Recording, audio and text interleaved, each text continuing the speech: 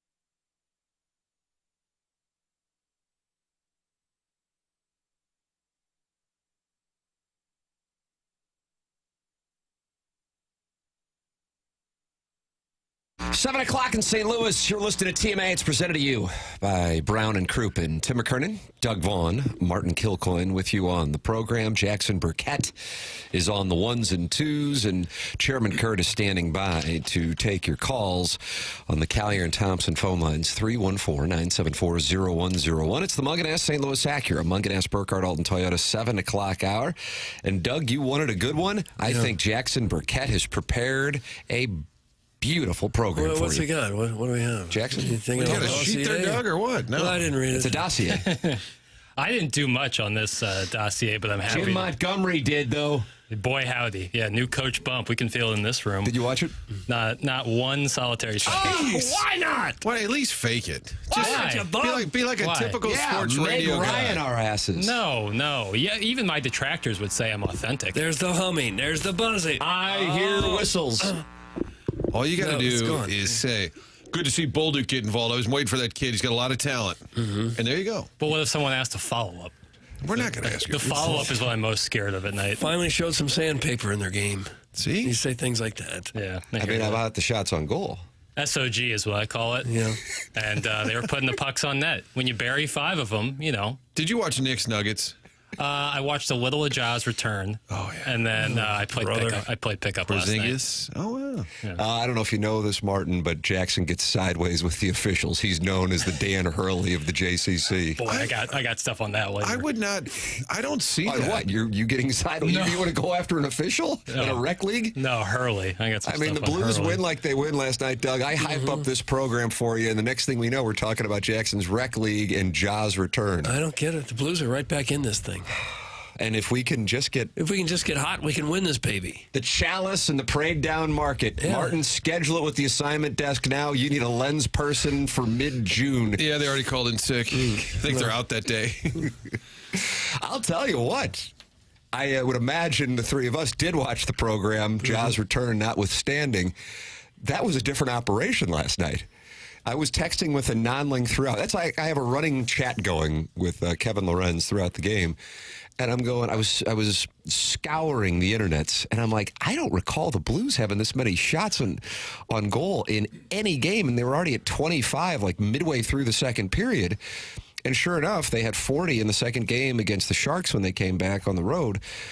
But other than that, they had a couple of games with 31. They finished last night with 43 shots, 5 goals, and they beat a really good team.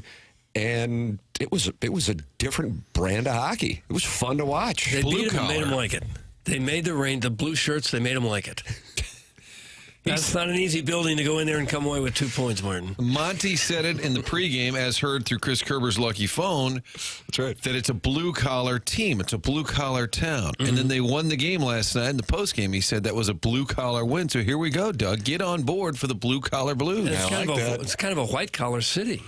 Would you say New York is a white-collar city? Well, that town, yeah. But we came in as the blue-collar guy, yahoos and Right. stuck it to them, including Joel Hofer mixing up a Shishirkin at the end of that period there.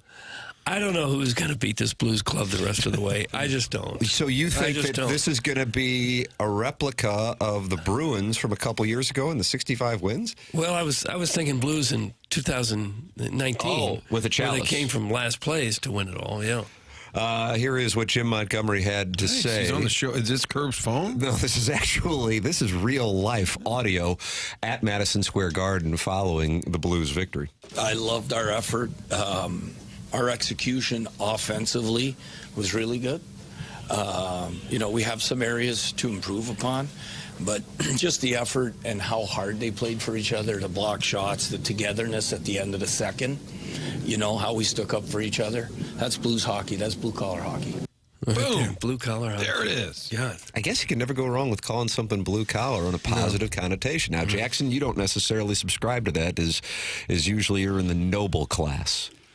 It's kind of a cheap pop, but you know what? Oh, wow. Monty, I mean, come on. It's like it's like the Michaelis were little farmers trying to scrap at the paycheck baseball. There's just some farmers out here. It's kind of easy. That We're went over really well. Midwestern city, we roll our sleeves up. I get it, but hey, listen, I don't care. Jim Montgomery clearly new coach bump is real.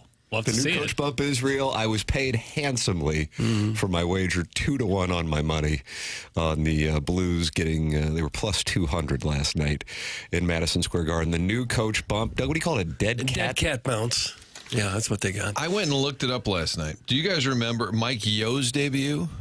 Doug, you always talk about Mike Yo's debut and where you were. Oh, God. Yeah, I know exactly where I was. They won the Mike St. Yo Louis. debut, and then they won 7 out of 8 with Is Mike. that right? Replacing Ken Hitchcock, which seemed questionable with Mike Yo. He was always the coach in waiting, which seemed kind of like an Army mistake at the time. Yeah. You got this guy with welding glasses sitting next to Hitch saying, yeah, he'll be in charge next year. Yeah, I don't think Hitch was necessarily on board. I don't know if Yo was on board, but they won 7 of 8. All right, that's good data. Ken Hitchcock won his debut when he came in to replace Davis Payne. Davis Then Payne. they won 4 out of 5. Drew Bannister won his first 2 last year. The Banny bump was real.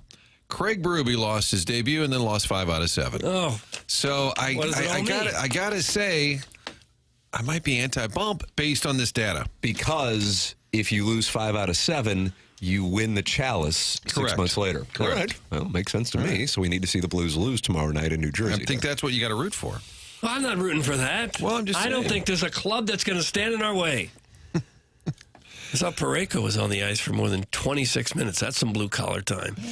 I don't know if that's sustainable. Maybe it is. You prefer when 39-year-old Suter's out there logging 30-plus minutes. That's what you like. Well, he got a lot. He was 24 minutes ice time. That's one of the things that probably would need to be fixed if this thing is going to sustain. But a couple of things that stand out. Number one, early on, I mean, it wasn't like Binnington in Game 7 in Boston, but a couple power plays early for the Rangers and Joel Hofer, who did later want to scrap with Shesterkin, made some incredible saves to keep the Blues in it.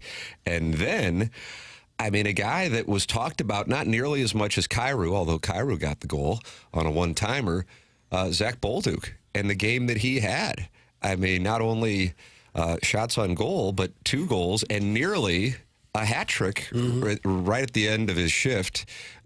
He gets the puck on a stick and goes in, and he's totally out of energy. Doug, would you call that heavy legs? Yeah, I think he had heavy legs, yeah. And wasn't able to get much on it. But my God, if he would have gotten the hat trick, I think they were looking around for him in the empty net trying to get him the hat trick. And then Sundqvist just gets it over to Buchnevich as he's not out there, and he gets to score against his former team. And the Blues beat a very good team in the New York Rangers, who now have lost 3 in a row themselves after being one of the hottest teams in the East.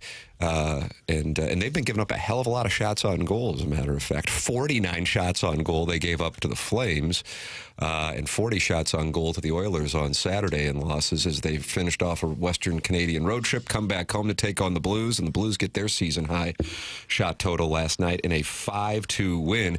I was listening to the Curbside podcast. You know, Martin, I'm a Curbside podcast lemming. You walk in, and the Curbside podcast is blaring. I feel like you're on the phone with Chris Kerber walking in at 6:45. I love it. I'm listening to the Curbside podcast every morning following a Blues game, and both he and Joey Vitale were talking about the energy from the morning skate, but particular Vitale said, I was taught by Joe Micheletti, who was one of his guys who kind of mentored him when he went into the Blues booth, to watch the benches during stoppages. And he said you could see guys talking to each other and energized throughout. Coaches, not just Montgomery, but Claude Julien, Steve Ott, the interaction on the bench. He goes, it was a different vibe, both in the morning skate, the Garden yesterday, and then throughout the course of the game. And you saw it carry over into a different type of performance and a hell of a win. I mean, that I think was the best performance of the year, and for it to happen in Jim Montgomery's first game, that's exciting. So I would imagine a lot of Blues fans went to bed excited and fired up this morning as well. Robert Thomas, by the way, will be with us at 9 o'clock. Looking forward to talking it over with him. Friend of the show, Bob Thomas. They call him Bob Thomas. Yeah. Shen scores a goal. I think a lot of people have wondered, hey, is he the right guy to be the captain? I've heard those whispers. Jackson was whispering that to you in the Alliance meeting. Jackson doesn't know who he is. Do you? Braden Shen. Yes, Yeah. I know who Braden Shen is. The Blues All right, you were captain. shooting baskets last night. But he gets a goal, and you win a game where your, quote, backup plays.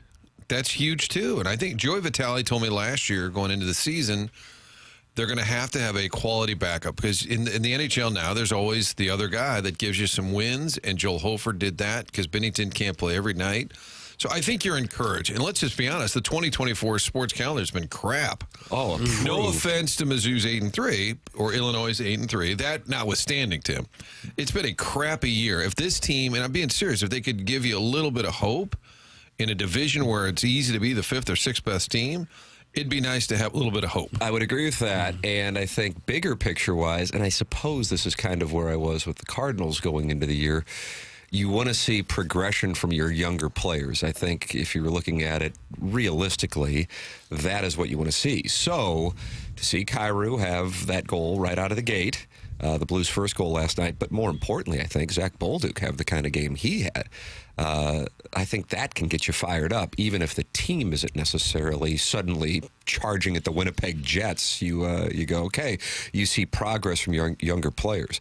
So, hey, get a sweat out of the whole thing, and you beat a really good team last night. You can wrap up the road trip tomorrow with a win and come home for a one-game homestand before heading out on the road to Western Canada. Doug, you love the schedule makers. Well, I don't think that's very good, but it seems to me that maybe this new-look Blues team will ask no quarter and give none. Nice. How about that, Martin? Ask no quarter and give none. It's a little long for a bumper sticker, but I kind of like it. What about the tripod? Oh, yeah, that's right. Oh, They're use the carrying tripod. around their tripod because there's a new boss. Right. It's the TV equivalent of the Blues. I kind of like that. Is this a bigger Monty than Tim Montemeyer going to KTRS in 2007? Was No, it, Tim? sir. No. No, this is not It's not bigger. at that level, no. That's a good question, isn't it? It wasn't bad. Last night following the game, Jim Montgomery addressed the boys in the room, and then the boys had a surprise for him and also a tribute to someone who we love, who was a part of this program a couple of weeks ago, and then also a little speech also from the guy who was the #1 star last night, Zach Bolduc. Take a listen to this, courtesy of the Blues Instagram account. Hey, great job. I mean, man, was that fun to watch. And you know what I like best? Is the sacrifice for each other. Block shots. The end of the second period, we stuck together. They were 6, we were 6. They were 7, we were 8. That's the way you play for each other. And that was fun to watch. Great display offensively. Great work. Coming back. We have work to do. It's a great start, though. That's all it is, a start. But we got a lot of work to do. We're going to be a good hockey team. Bonnie, lots of respect for you in this locker room. Congrats on your first one as a Blues coach, and we'll keep on chipping away. And one more thing, too. I'll give that to you, actually. There you go. Thank you. Congrats. And then one more thing, Monty. Yeah. We said it the other day, and you know him well. And we haven't handed him out till the first day. These are Kelly Chase's shoulders. So while he's in the battle of his life, we're going to battle for him. And tonight goes to the first one of 2 big tucks, 2 first of the year. Give him the Boldy. Take your shirt off. Great game, Kelly. Great win. Great team win. And let's get ready for New Jersey. Good job. There it is, Doug. That was Braden Shen talking it over. And then, do you like that term, shouldies? I don't really like it. I thought you would like that. No. Take your shirt off. Is that a TMA listener in the room?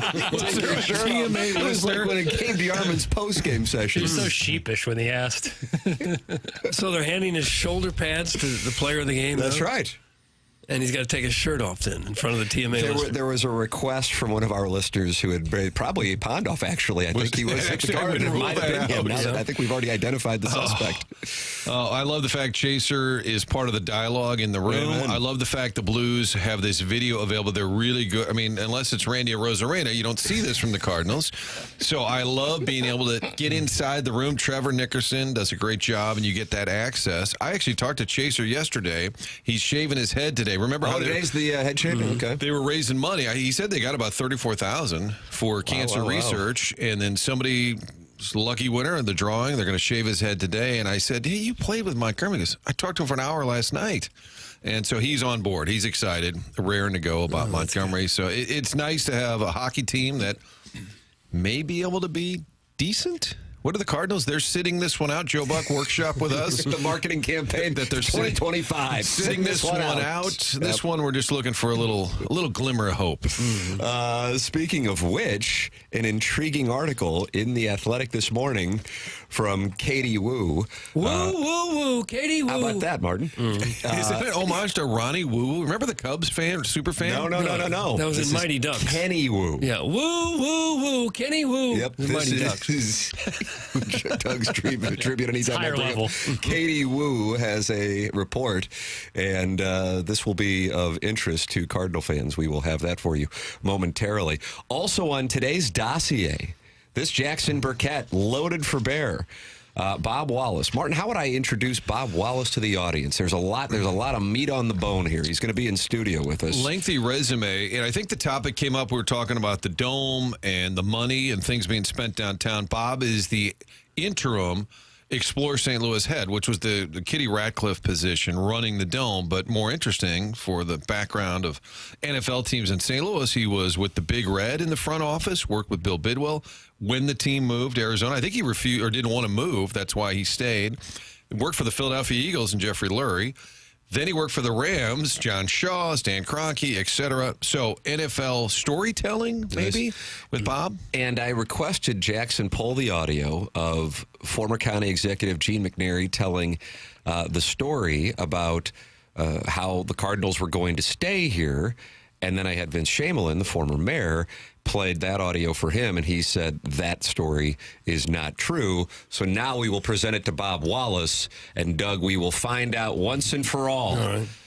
Could St. Louis have kept the football Cardinals? Mayor Shamel insisted that Bill Bidwell wanted nothing to do with it, and he was leaving no matter what. And the way he ensured that was by saying we would not sell AB products at the building. So we will find out what Bob Wallace has to say. He's going to be in studio coming up on today's program in the 8 o'clock hour. At 9 o'clock, Robert Thomas. Can't wait to hear from him. Friend of the show. Getting there? I mean, I think we're early on. We're making kind of having coffee. We're making progress. And then at 9:30, a surprise guest. Doug and I have no idea. Chairman, are you let in on this, or as you're part of my alliance, you're not allowed in? They don't speak. Jackson doesn't have as much. Jackson didn't even turn the guy's mic on. Disrespectful. Yeah, they don't speak to me. I'm out on this. I just don't think I can trust you. I'm sorry. Noted.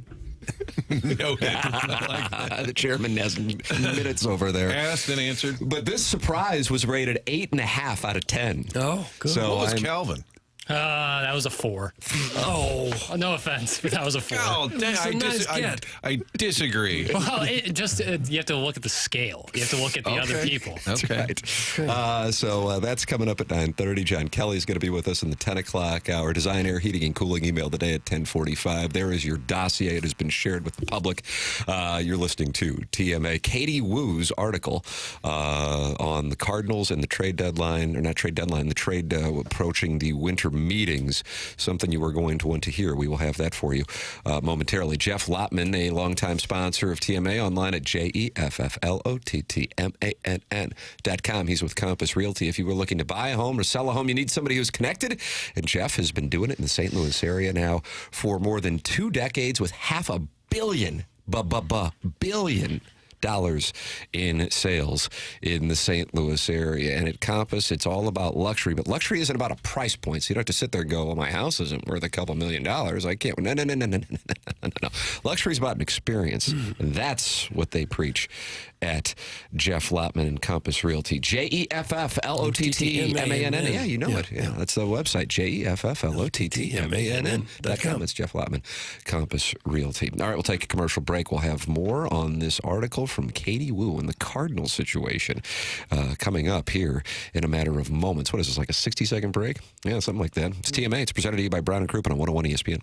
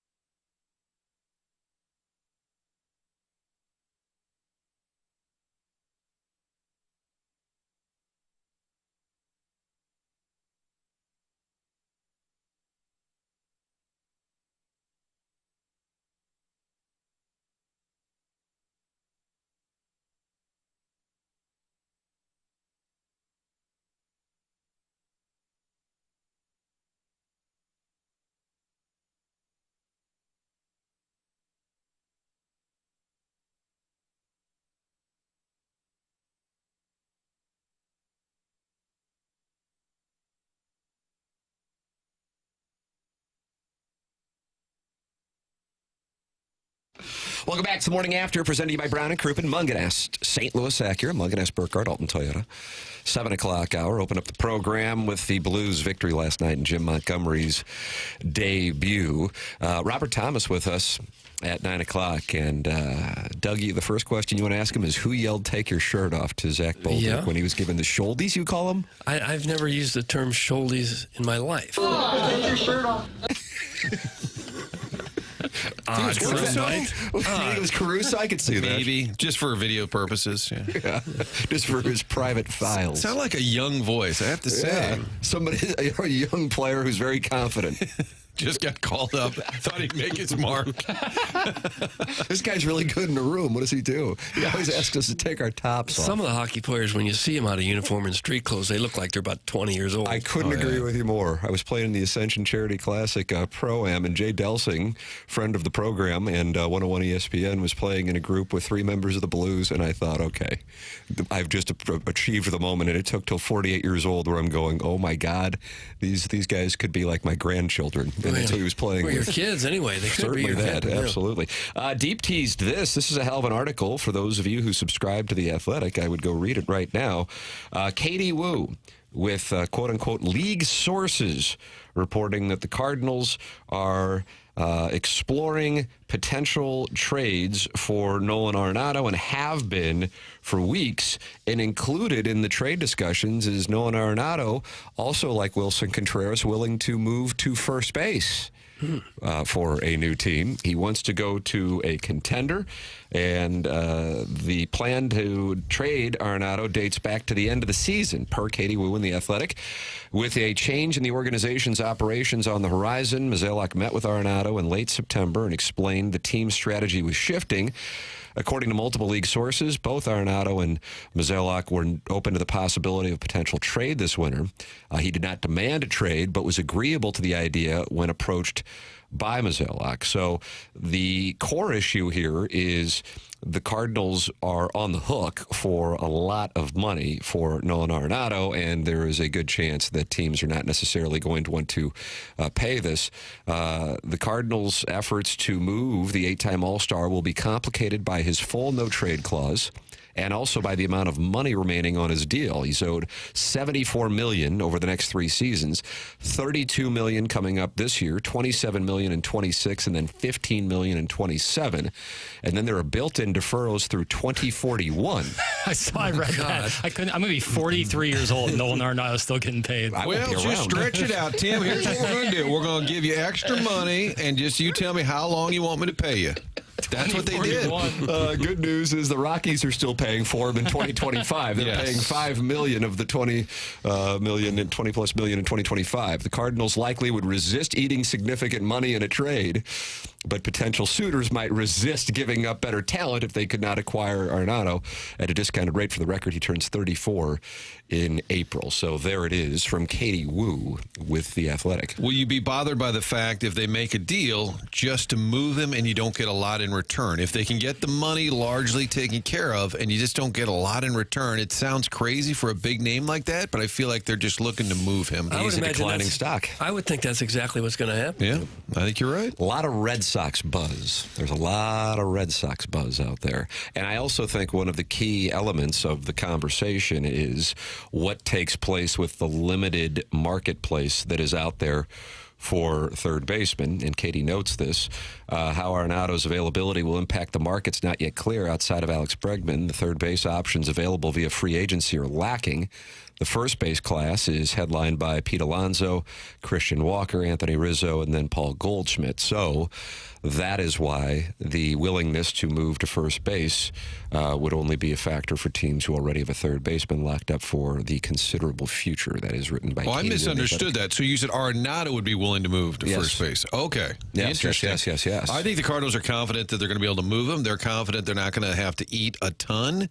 And I think it's a mutual decision. He doesn't want to be here. I think that's been a growing trend, maybe.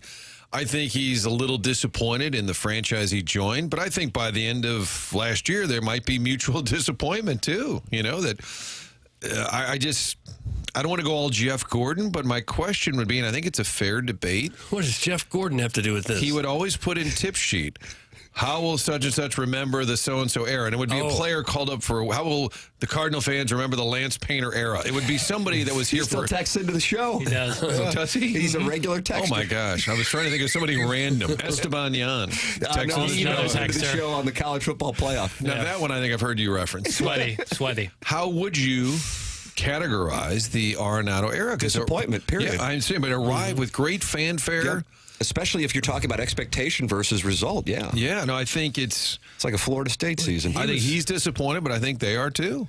He was really good for 2 years. He drove in more than 100 runs and hit 30 or more home runs for the first 2 seasons. So that's kind of what you thought you were getting.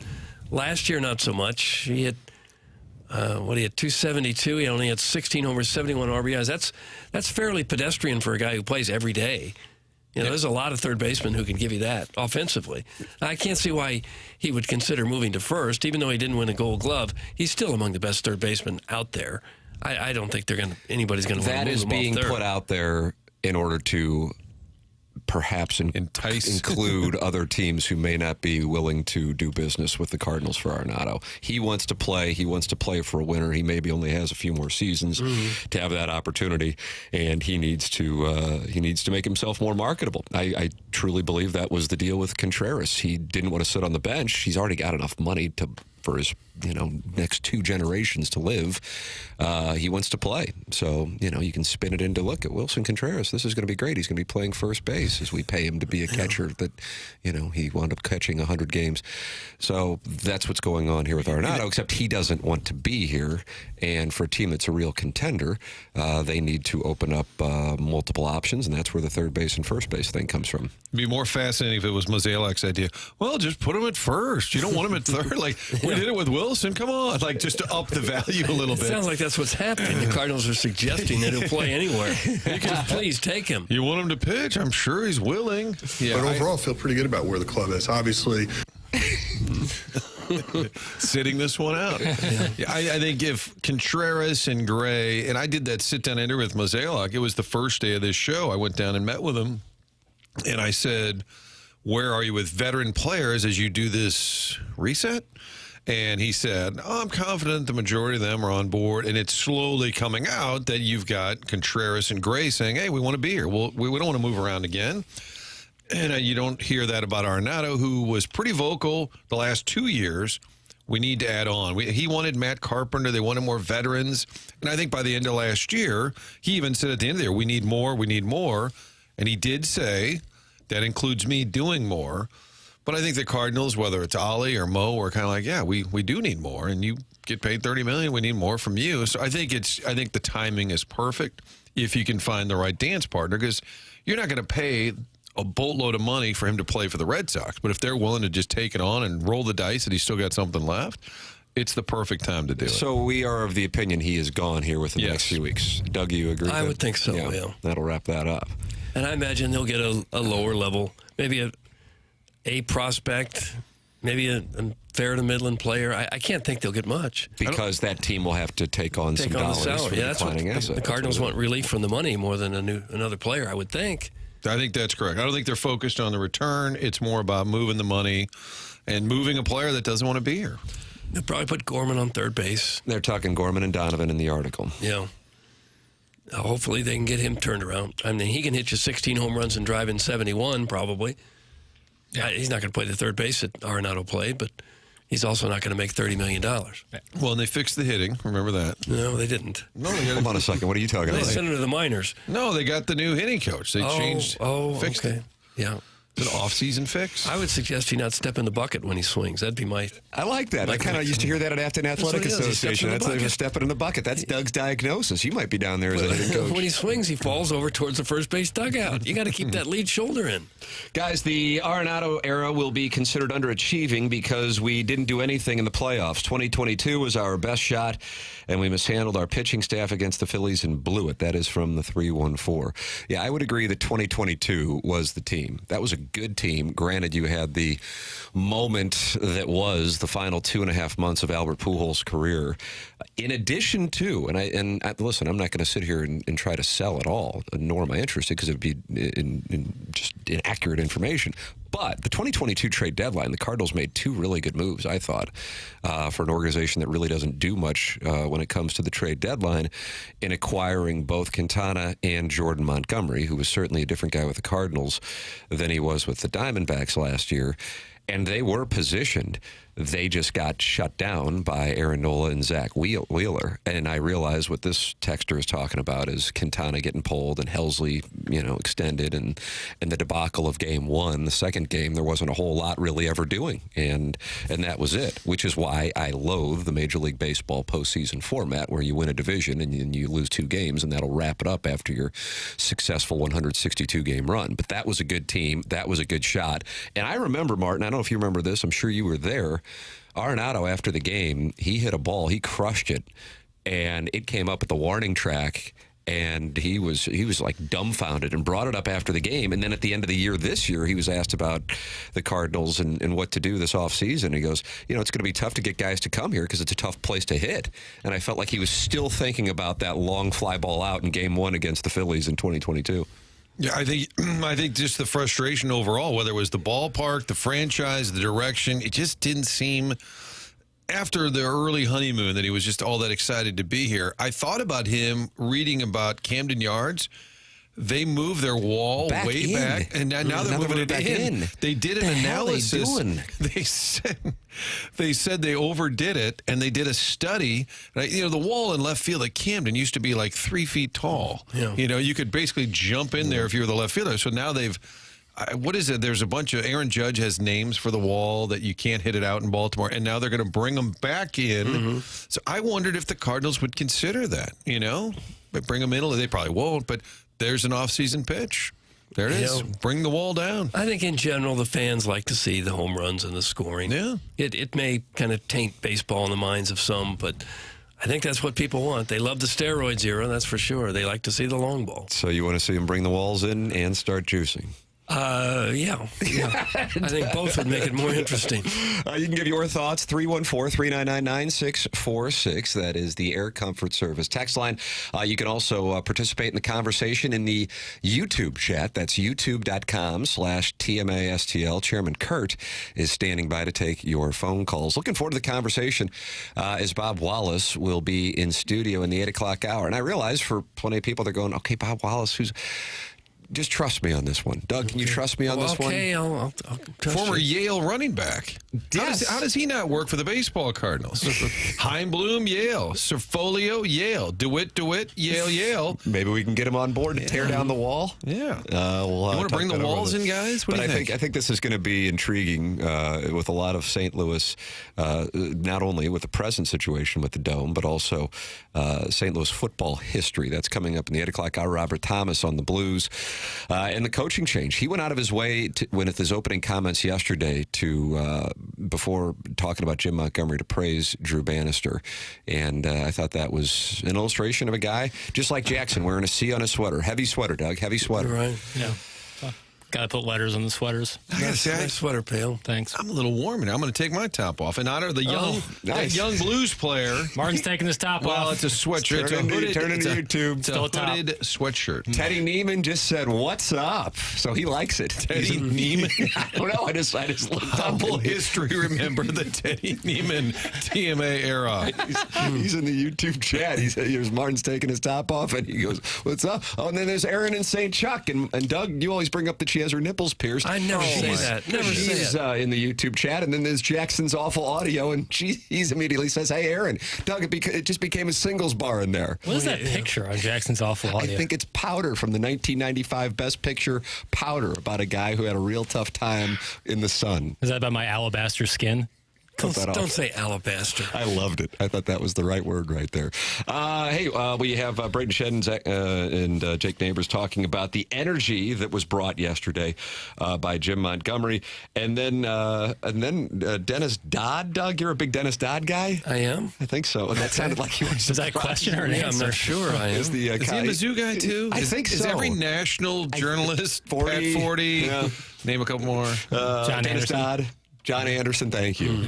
But that he writes, college football playoffs, the rankings come out tonight. I think it's going to be anarchy this evening. I can't wait. College football's credibility is taking a hit as the college football playoff contenders are littered with mediocrity down the stretch. We'll have that in addition to Tony La Russa and John Gruden get together on Barstool. Oh, nice. Got that. Martin will be all over that. Skipper knows everybody. Yeah, I mean, it's random. We'll have that. In addition, here in the Munganess St. Louis Acura, Munganess Burkett Alton Toyota, 7 o'clock hour. This TMA on 101 ESPN.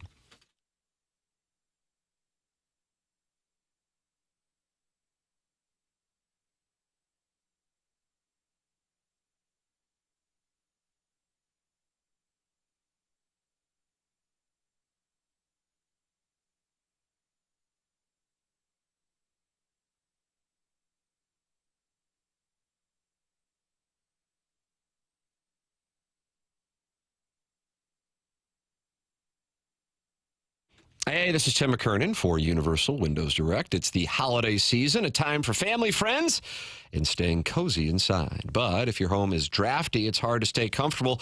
And with all the gift giving happening this time of year, why don't you give yourself the gift of lower energy bills with new windows from Universal Windows Direct? If you act right now, for every 2 windows you buy, you get 2 free. There's no limit. Buy 4, get 4. Buy 20, get 20. Plus, Universal is offering 0% financing for 60 months. That's 5 years of interest-free payments. It's all with Universal Windows Direct. Do not wait.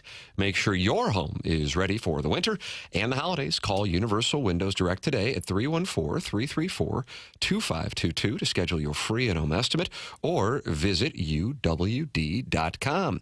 Like me, you'll be saying, I love my windows. It's Universal Windows Direct.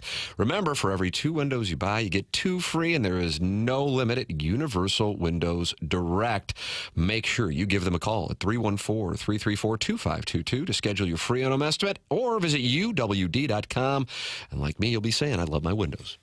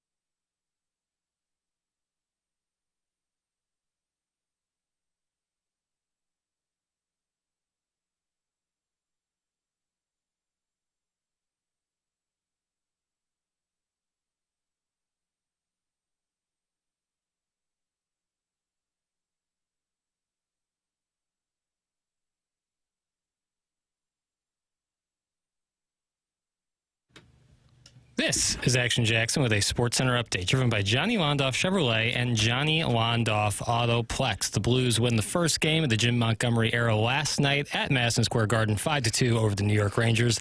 Blues are off today. They'll be taking on the New Jersey Devils tomorrow night. Pregame right here on 101 ESPN at 5 p.m. Puck drop at 6 p.m. That was another SportsCenter update driven by Johnny Londoff Chevrolet and Johnny Londoff Autoplex. See them at londoff.com. Chevy, together we drive. Are you kidding me?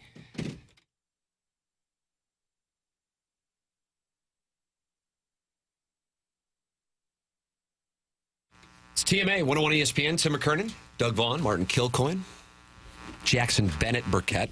Didn't watch the Blues last night. Didn't watch one single solitary not second. a second of it. No, I did not. Despite the sandpaper.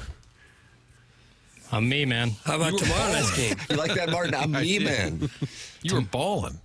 Yeah, I was playing ball. I was getting some exercise. Well, don't get hostile. You seem a little touchy about it. Did you score at all? Did you Yeah. hit any shots? Yeah, of course. Mid-range? Yeah, that's 15 feet. It's kind of my office, right? But you at the weren't high happy post. with the officiating. I did pick up, so no real officials. I did make someone shoot for the ball though once. It was clearly off him. How long can you run now? How many times can you get up and down the floor and keep going? I can play like as much as I can play forever, but like I'll get gassed, but I won't be like I need to sit down. Like I'll never take myself out if I don't have to. Oh gosh, Kurt's having a separate show. I know he is. It's You can Cardinal. call in and have a separate show It's with Cardinal German talk. I can hear it. Oh, is that right? Yeah, he said, I hear you. He's got one more year than Heimblum takes over. I kind of like It's Cardinal talk. I wonder if it's Janet. Is that Janet on the horn on the Callier and Thompson phone lines? 314-974-0101. They just hang up. They tell me They want to call and talk to you, but they don't want to be on the air. Is my mic on? Yes. I'm basically the therapy line for some of these people. Yeah, really. It's like it's legit. Like you're a therapist for these folks. Chairman Kurt's therapy line. How can I help you? Yeah, them Cardinals have got me so worked up. Okay, I hear you. Yep. And meanwhile, we're talking about Jackson's mid-range game over here on the actual show. Aaron in St. Chuck, who has her nipples pierced, says, I didn't watch the Blues either. Celtics in the NFL. Here, Doug, you were watching the Hard Bowl? I wasn't. I was watching the Blues. I was too. I was locked in. No, I had an investment on the Blues in addition to watching them. And as we were talking in the first segment, there was a little different program there last night. 43 shots on goal, 5 goals with the Buchnevich empty netter. Here is what the captain, Braden Shen, and Jake Neighbors had to say regarding Jim Montgomery's first game and what the difference was. There's always life and energy when any team makes an in-season coaching change, and tonight it showed, and now it's in our job to keep on building with that. He brings a ton of energy to the rink. He likes to have fun. At the same time, he's detailed and he's serious and he's respected. So, it's our job to bring the energy with him, and tonight I think we did. The change of scenery for the players, and you want to play hard for your new coach and get them a win, and so that is kind of just a natural feeling that comes with the change, and the group wanted to play hard for them, and but we got to continue to have that same feeling, continue to play hard for each other, and I think it'll lead to good things. There it is. Braden Shen and Jake Neighbors with the Blues winning last night. And they head to New Jersey tomorrow. Back home on Saturday to take on the Flyers, and then the Western Canadian road trip. And as Martin noted, we have seen what Doug calls a dead cat bounce with new Blues head coaches, with the exception of the Stanley Cup winning Craig Berube, who lost 5 of his first 7 before the boys went to a bar in Philadelphia, heard Laura Branigan sing Gloria, and said, you know what, we might as well hoist the chalice in 5 months. Right. And then they did. Berube's got a first-place team now in Toronto. What's it going to be like when Jim Montgomery and Craig Berube meet, except this time it won't be with the Stars and the Blues. It'll be the Leafs and the Blues. As all of North America gathers around to see if Toronto's skid can end or if St. Louis can have another incredible turnaround mid-season with a new head coach. Is that Vin Scully's adopted son? Kind of an exaggerated Vin Scully. Jim Bolins? Who is that? It's a guy trying to be Vin Scully, but not quite pulling it off. But he's doing weekends in Tulsa. That's right. He's trying hard. Doug's work husband. That's who it was. I wouldn't mind a big drop, but just for this sake, we're not really gonna have a lot of time for drop. But this is go nuts, Jackie. This is your chance. Gabe. Was that Eli? Oh, I'm gaslighting you.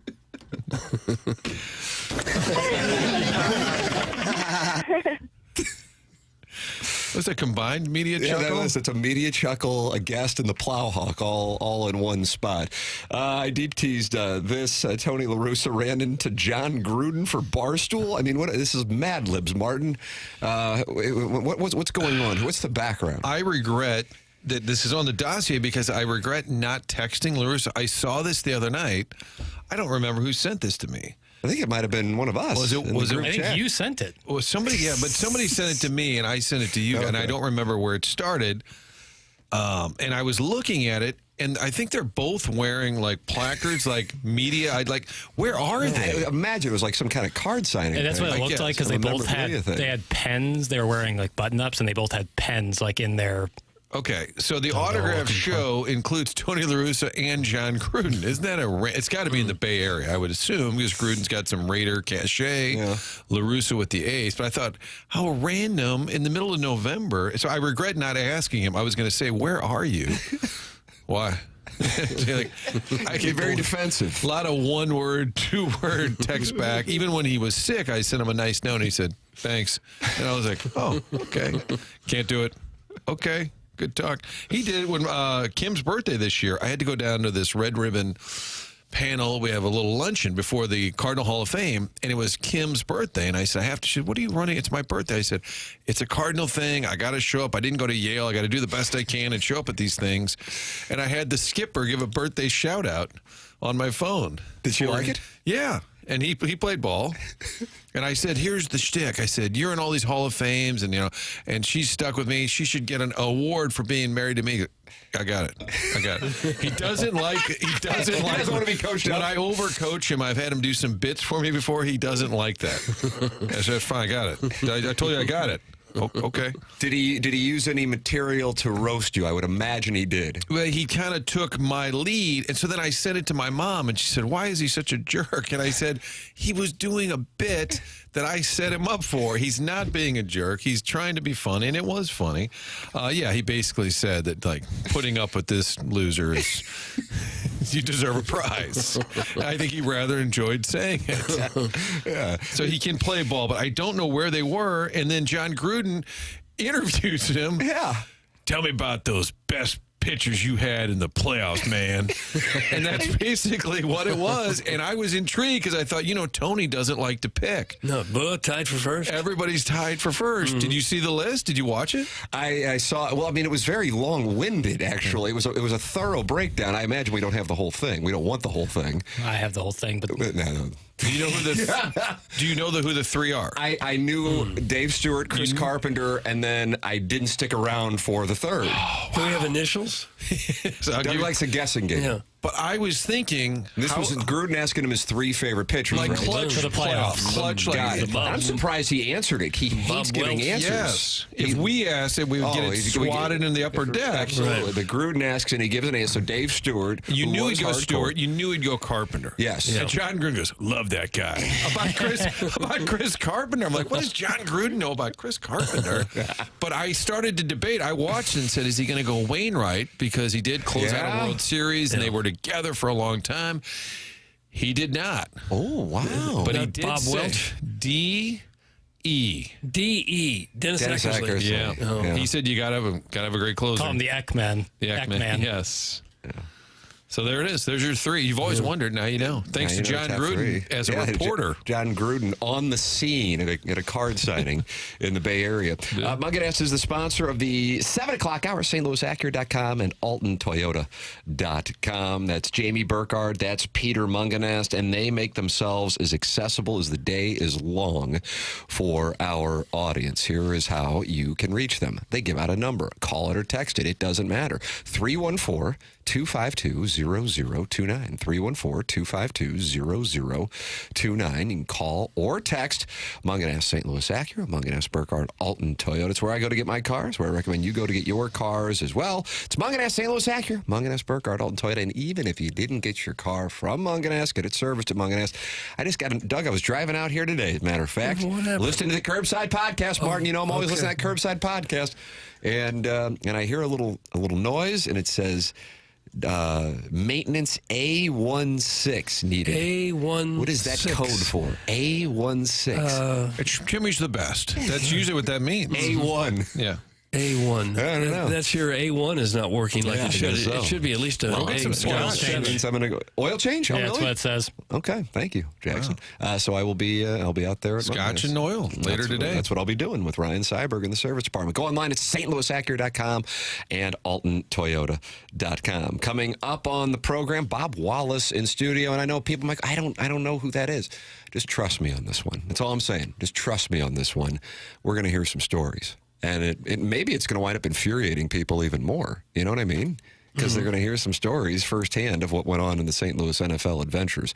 And Robert Thomas is going to be with it. I can't wait to hear not only what happened with the Blues over the last 48 hours, but more importantly, who yelled at Zach Bolduc to take his shirt off. It did sound like a little kid, didn't it? It says sheepish. It was asked Take some sheepishly. guesses? Oh, do you know? Do we have the answer? No, I don't know. I'm anxious to find out. Well, I said it sounded like it came from an American accent, or at least a Canadian accent, so you can rule out some of the guys from Europe.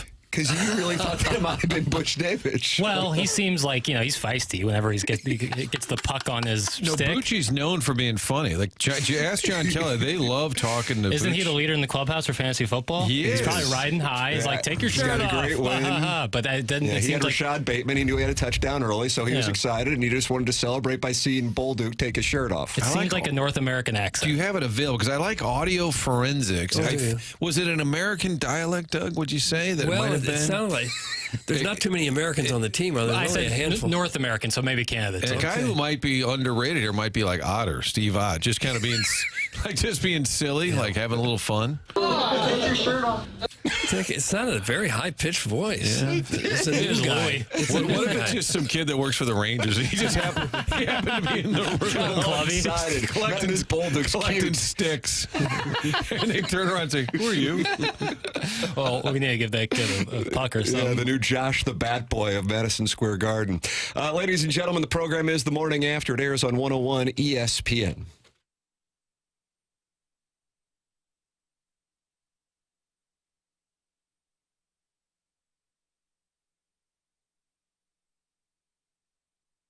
The unbeatable meal deal has arrived for our friends that shop at Schnucks, and you will be wanting to shop at Schnucks right now because Thanksgiving is 2 days away. We've been counting it down.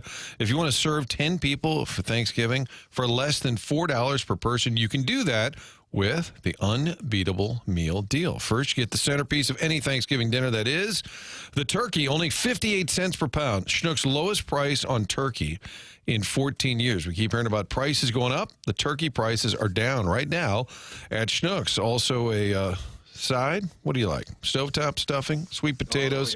What do you like? Let's talk sides. And I call it stuffing. I don't call it love the dressing. stuffing. No, it's stuffing. Sweet potatoes, cranberry sauce, celery. How about a green bean casserole? All of the makings, all low prices. You roll it all together. You've got yourself an awesome Thanksgiving meal at a low price, less than $4 per person. It is the unbeatable meal deal that starts with that turkey limit of one Schnucks whole frozen turkey with a $25 purchase, not including the price of the turkey. Stop by, load up for the holidays. Schnucks makes your holidays.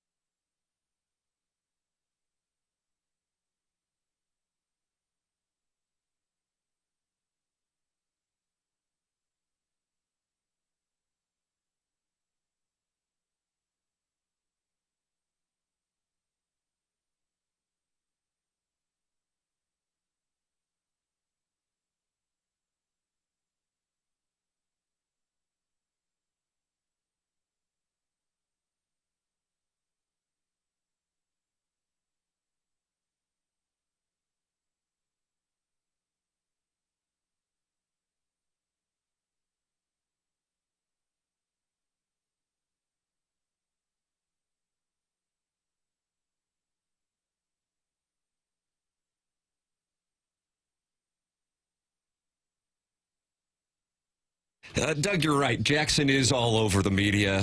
He screams the media in this town is soft and it's an embarrassment, bunch of frauds. Yeah. But he also monitors other media. He's kind of the media watchdog, Martin. And he's observing grifters and also when takes go sideways. Yeah. And what did we have going on here in Cleveland? So is this a grift or is this a take gone sideways? Is this a back down? It's Is like this banquet guy? It's like two radio hosts, and one of the hosts takes a take too far, and the other one kind of has to cover up for his buddy. It's in regard to Will Howard's sideline antics during the Indiana game. He was stepping on the cigarette. Doing the Google Me thing. Doing the Google Me thing, the Ohio State quarterback. And this is a grift? Take gone sideways? Take gone too far. Oh, no, what happened? Well, it's not that serious, but it is. I think Let's listen, maybe. This is the worst explanation I've ever heard. Oh, well, we just had you narrate the title. That was our time to attack. I had the audio, and you were narrating it. Tim didn't want to hear the audio. Well, it was like 3 minutes. It was like a minute and a half. High pitch. How high pitch? Let's listen to this Cleveland radio. Take your shirt off, Zach. Here we go.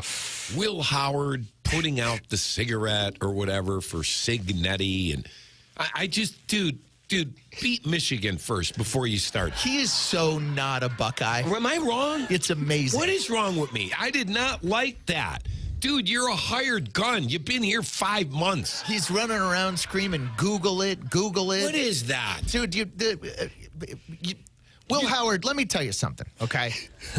You are a mid-level Division I quarterback. Wow. With a bunch of really good players around you. I disagree.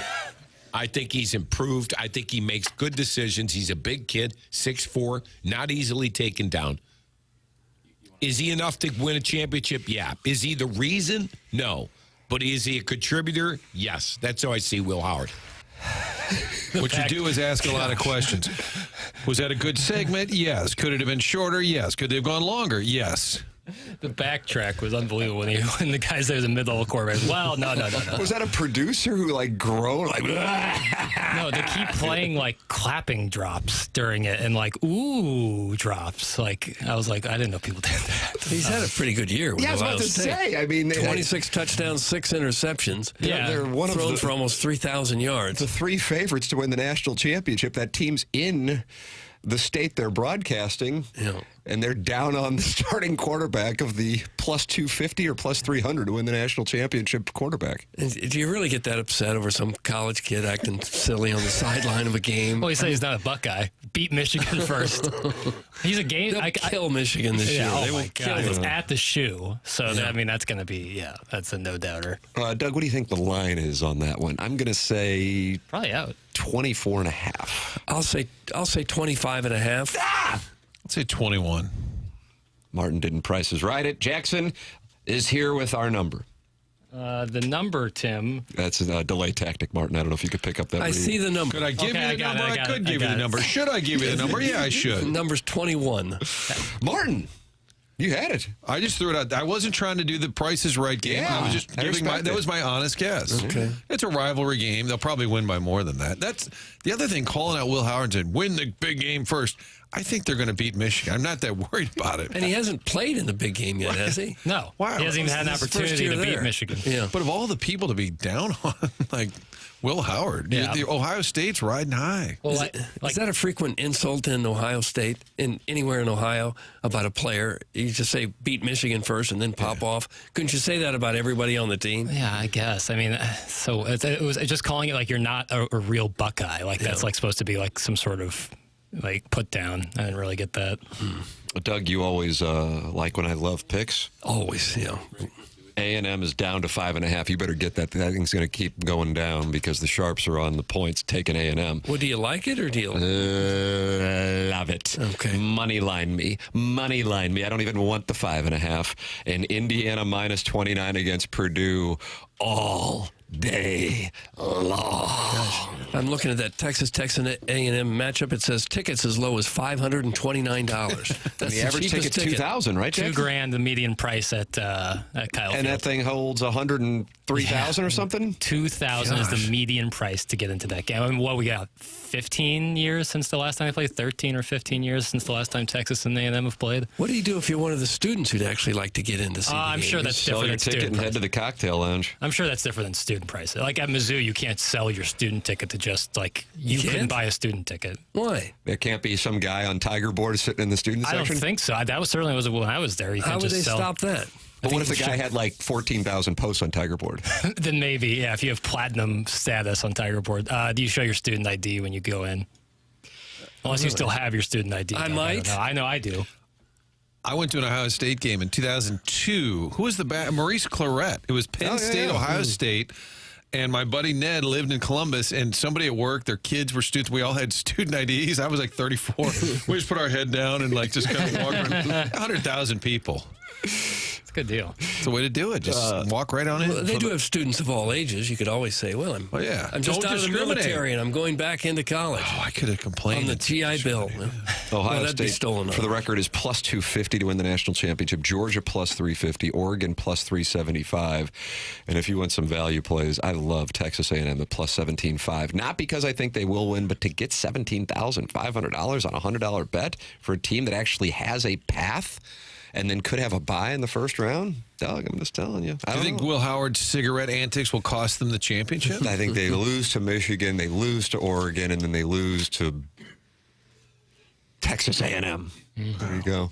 I don't know.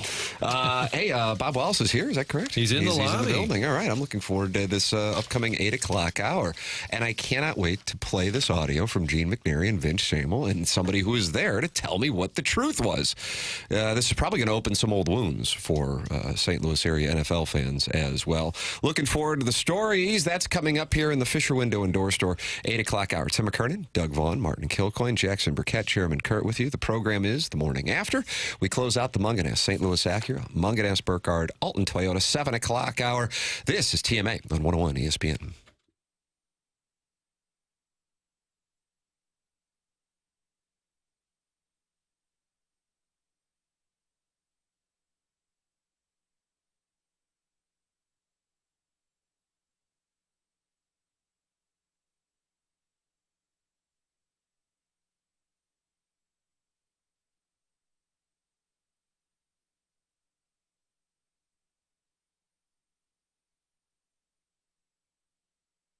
I am telling you, I think a lot of people are monitoring rates because they want to buy a home and they're thinking, oh, they're going to drop, so I'll buy then. But that, Doug, that's not the right thing to do. And I'm going to tell you this. Stewie from Stewart's American Mortgage is going to tell us exactly why that's the case. You ought to Google bagel loan or give him a call on his cell phone, 314-324-4440. He couldn't be more accessible to the audience. Stewie, why shouldn't people wait? Give them the knowledge, if you would, please. Tim, this is really, really simple. What happens is if you wait till the interest rates drop, everybody that's been on hold is going to go and jump in and try to buy that house. The inventory is not going to proportionally increase, and therefore you're going to have 2 to 3 times more buyers looking to buy that house. What's going to happen to the price of those houses? They're going to shoot up even more. The smart thing to do is buy the house now. This is the winter season. It's considered a slow season. Rates are a little bit higher. Get the price, the right price for the house you want. Even get the house, because later on the bidding wars is going to be really, really, really tough to get that house. So you go ahead, you buy it now, and then, Tim, what are they going to do when the rates drop? They're going to refinance. That's right. You refinance with the bagel loan. So get the house of your dreams, pay the lower price, go ahead and get it now. Later on, refinance when it goes down. That's the smartest move you can do. You wait till later, you may not even get the house. Definitely not at these prices. There you go. Call Stewie. He gives out his cell phone. You can call him right now, 314-324-4440, or Google the bagel loan.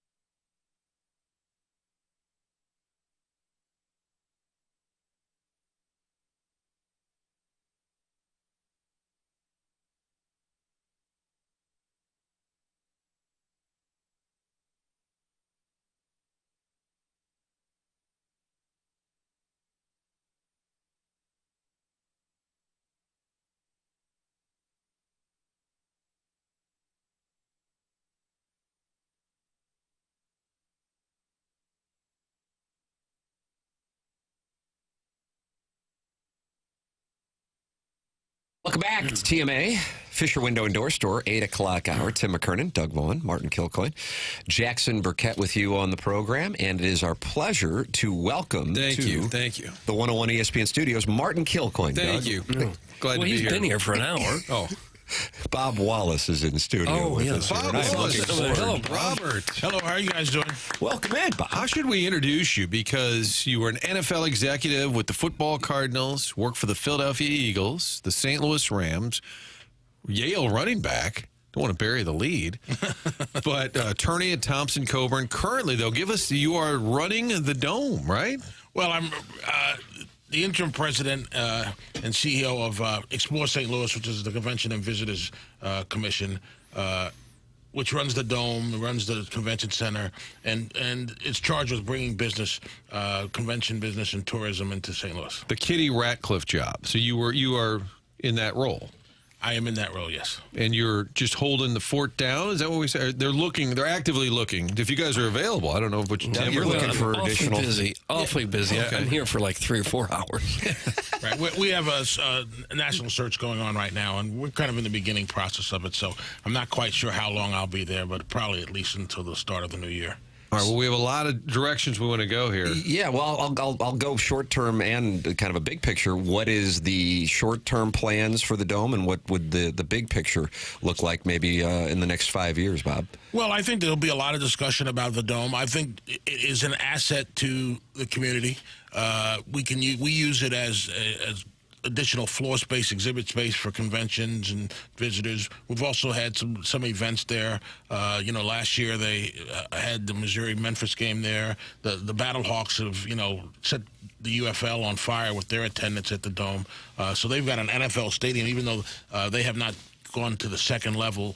They were at the process of doing that last year. And, we had the playoff game. The Battlehawks played a playoff game, and then they were having the championship game in St. Louis. It would have been great if the Battlehawks would have made it, because they might have filled the Dome for that. There's a real passionate Battlehawks fan. We thought the referees might help with that in that playoff game. You'd think The Rock, who's in wrestling, would know how to do that, right? But is the debate kind of like, how much do you put into a building that we don't use a ton?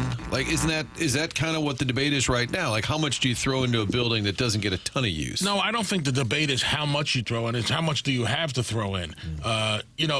If you look around, there are not that many Dome stadiums. There's Atlanta and Detroit and Arizona and, the Stan Dome out in L.A. where they can cover it up.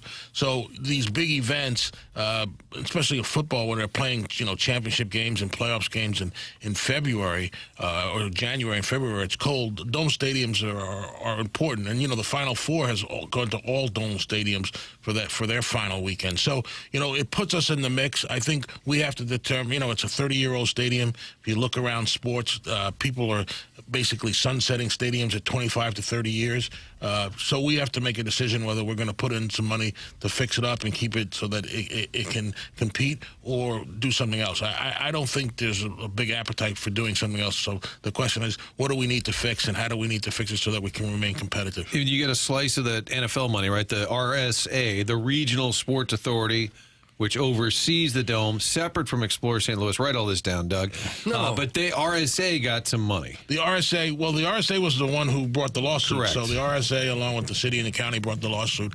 And the RSA is, a quasi-governmental agency, and was getting money to pay the bonds and take all that. The bonds are all paid off, so the stadium is now owned by the RSA. CVC, or Explore St. Louis, it's confusing, they're the same thing, operates it on behalf of, we kind of are the landlord for the RSA. But they've got money to spend, RSA, right? They got, I think they got like $80 million as part of the settlement from the Rams suit. So they've got 80, but they've got a lot of maintenance, and as I said, it's a 30-year-old stadium. Right. So that, well, I'm not saying that money will go far, but I'm just curious, have they said what they'll do with it? Do we know where that's? No, we're meeting continuously about it, because we operate the stadium for us, so we have some opinions on what needs to be fixed, what has to be upgraded.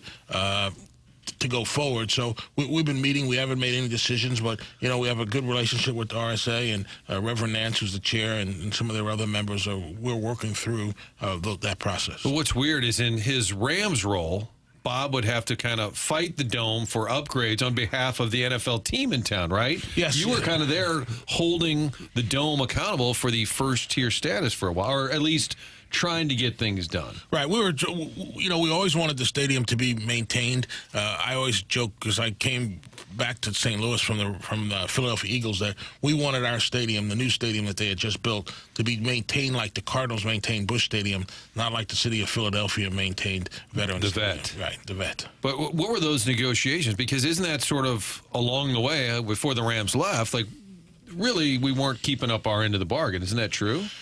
Well, no, I wouldn't say that's true. I think St. Louis did try to keep up their end of the bargain. Part of the problem was the 10-year measuring dates that we had for looking to see whether it was first tier almost became an impossibility once 24 new stadiums were built between 95 and 2005. So unless you assume that NFL owners weren't smart enough to build a nicer stadium the next time, then you basically couldn't. That 16 owners would make a worse stadium than one that was built in 95, and obviously that didn't happen.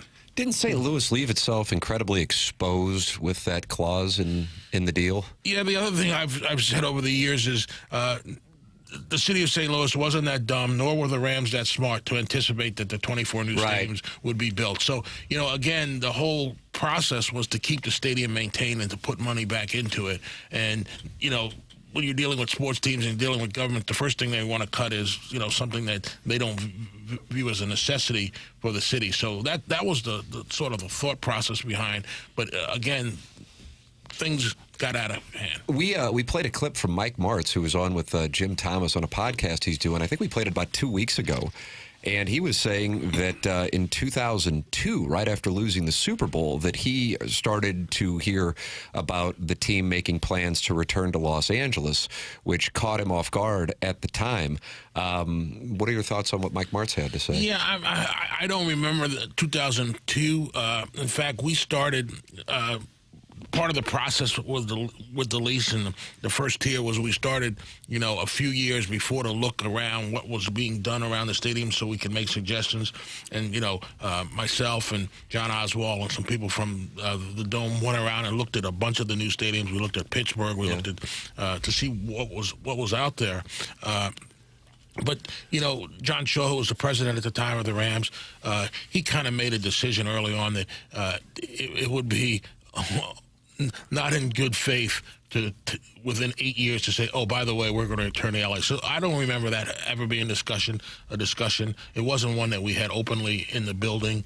I don't even know if John and I ever talked about moving back to LA in 2002, 2003. So he might have heard that we were looking at going around looking at stadiums to see what was there and sort of leapfrog to that conclusion. 2002 is 8 years before Stan became full-time owner, 6 years before Georgia died. What was Stan's level of involvement then, like in 2002? He was involved. I mean, John did a great job of, managing both Georgia and Stan and keeping them informed. Under his agreement as the minority owner, he didn't have a lot of say in what was going on. I mean, Georgia had the ultimate say. She had 60% of the ownership at that point. So, but Stan was involved. John did a great job of telling him what was going on. Stan was at that point was a fairly passionate fan. He would go to the games. He would, be upset when we won. He'd be happy when upset when we lost, happy when we won. So he was involved, he was involved in, the design of Rams Park at that point when it started back in 96. He was involved with the uniform decisions. I think John kept him involved in signings and all those kind of things, or at least informed about signings and that. Is there anything at all St. Louis could have done differently to keep the Rams here? I don't think so. As I look back upon it and look what Stan, did when he went to L.A., I mean, he put $5 billion into a new stadium. He moved from, the 25th DMA to the second DMA. The value of his franchise increased. I think he was looking at that more than he was looking at the support of the stadiums in here in St. Louis. The way I had a conversation one time, Bob Wallace is in studio with us here on TMA 101 ESPN, with Kevin Demoff. Throughout the course of the process, we would talk he actually texted me from inside the meeting room that fateful day in Houston. And I said, when Stan exercised his right of first refusal, did you guys know at that moment that you were going to move? And he said, no, but we knew we were in a good position because either we're going to get a bunch of money to build a new stadium or refurbish the dome here, or we would be in a position to move. And what our hope was, now this is his words, what our hope was, what happened with the Colts in getting Peyton Manning and the rejuvenation of the Colts fans in Indianapolis with the new building, Lucas Oil, was what would happen when we drafted Sam Bradford. And those two things kind of pair out in 2010. Of course, Peyton Manning went on to have one type of career and Sam Bradford another. Did you ever hear any kind of conversation regarding a commitment to seeing St. Louis do an Indianapolis U-turn? Well, I mean, I think every team in the NFL, when they have the number one pick, thinks they can get a franchise quarterback. So I'm not sure that's a plan as much as it's hapstance that, you were the worst team in the league the year before, and you had a chance to, draft a number one quarterback. And I think Sam Bradford at that point was regarded as the top prospect quarterback for that draft period. Oh, yeah. Absolutely. I didn't know he had said that to you. I had a breakfast with Demoff when I got fired from doing preseason games because I was sarcastic on the radio. And he said... and when I was there, I liked the sarcasm. I actually had breakfast right down the street at the First Watch here, and Kevin said, he's like, I enjoy your humor, but not when it's directed at our franchise, and we've just... gotten Sam Bradford, and we think we're going to be the next Colts. He told me that at breakfast. Oh, use the Colts now. And I said, I don't know if Spagnuolo's Tony Dungy. And so that was your... I didn't really mend any fences at the breakfast. You? What were they thinking? Well, he said, if you're going to be the home of the Rams and you're going to carry the games, you're going to do the preseason, he said, I need you to be a cheerleader. And I said, I think you got the wrong guy. I said, I can't, for 4 nights in August, be a cheerleader, sacrifice the rest of the year being objective or having a snide comment here or there when the team's garbage. But he said, well, we're about to ascend, and we need people who are on board, sort of was the message. And they went, what did they go that year? 2-14 maybe in 2011? They were ready to ascend. They had a 1-15 season in there, too, somewhere, didn't they? But I wonder the timing there when he said that, because we know famously in 2013, he said Stan picked out the land. Yes. So I guess that was a year or two after they thought they were going to ascend. So you don't think the fix was always in, but at some point, Stan, as we know from Kevin's comments, and you were deposed, right, during that lawsuit? I don't remember. No, the recent one. But we know Kevin struggles sometimes with the facts, or what do they call it? The truth, maybe? Doug, I think that's what they call it. Did Kevin come in the building, Bob? Didn't you leave the building when he came in the building? What's fair? Yes, I left the building when he came in. He was basically brought in to replace Jay and I. He was Superman. He could do 2 jobs with one. Is that right? And he had how many years experience in that position in Tampa? He had none in that position. Okay. Doug, thoughts? I would love for Bob to say more, but I get it's probably a little awkward. Yeah, well, I am anxious to hear. I had Gene McNary and Vince Shamel on my podcast, and the stories that they told regarding the Cardinals relocation, you were there in the 80s, and you will be able to hear this and then tell me which one. And I'm not saying one was lying. I'm just saying they clearly have a different recollection of what transpired. And Jackson is a big NBA guy here, Bob, was heartbroken to hear that Gene McNary made reference to an NBA franchise contacting him about moving to St. Louis, tying into that building. We will have that audio, Bob Wallace's reaction to it, coming up on the other side of the break. You're listening to TMA. It's 101 ESPN. 100 West Dental is a loyal sponsor, Dr. Brandon Pryor, and he has a deal right now that if you mention my name, you get $1,000 off Invisalign at 100 West Dental, 100westdental.com, or you can call 636-585-0100. No phone call is needed, though, to get in. Just check the calendar online for availability and book right then and there. So many people think that dental health is separate from the rest of your health, and that's not the case. It can impact the rest of your health, so make sure you get checked out with 100 West Dental. No insurance, no problem. The membership plan aids in the cost of dental work for those who do not have dental insurance. It's all at 100 West Dental, online at 100westdental.com. Tim McKernan, Doug Vaughn, Martin Kilcoyne with our guest Bob Wallace in studio here on TMA, presented to you by Brown and Crouppen on 101 ESPN.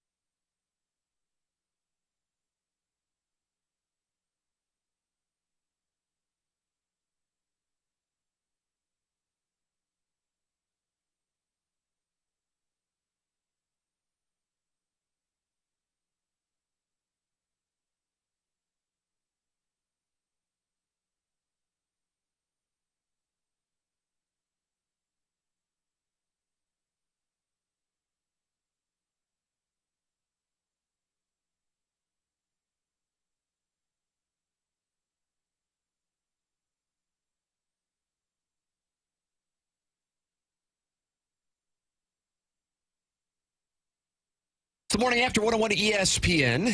Tim McKernan, Doug Vaughn, Martin Kilcoyne with you on the program. Bob Wallace in studio with us. Jackson, you have the audio pulled here, all right?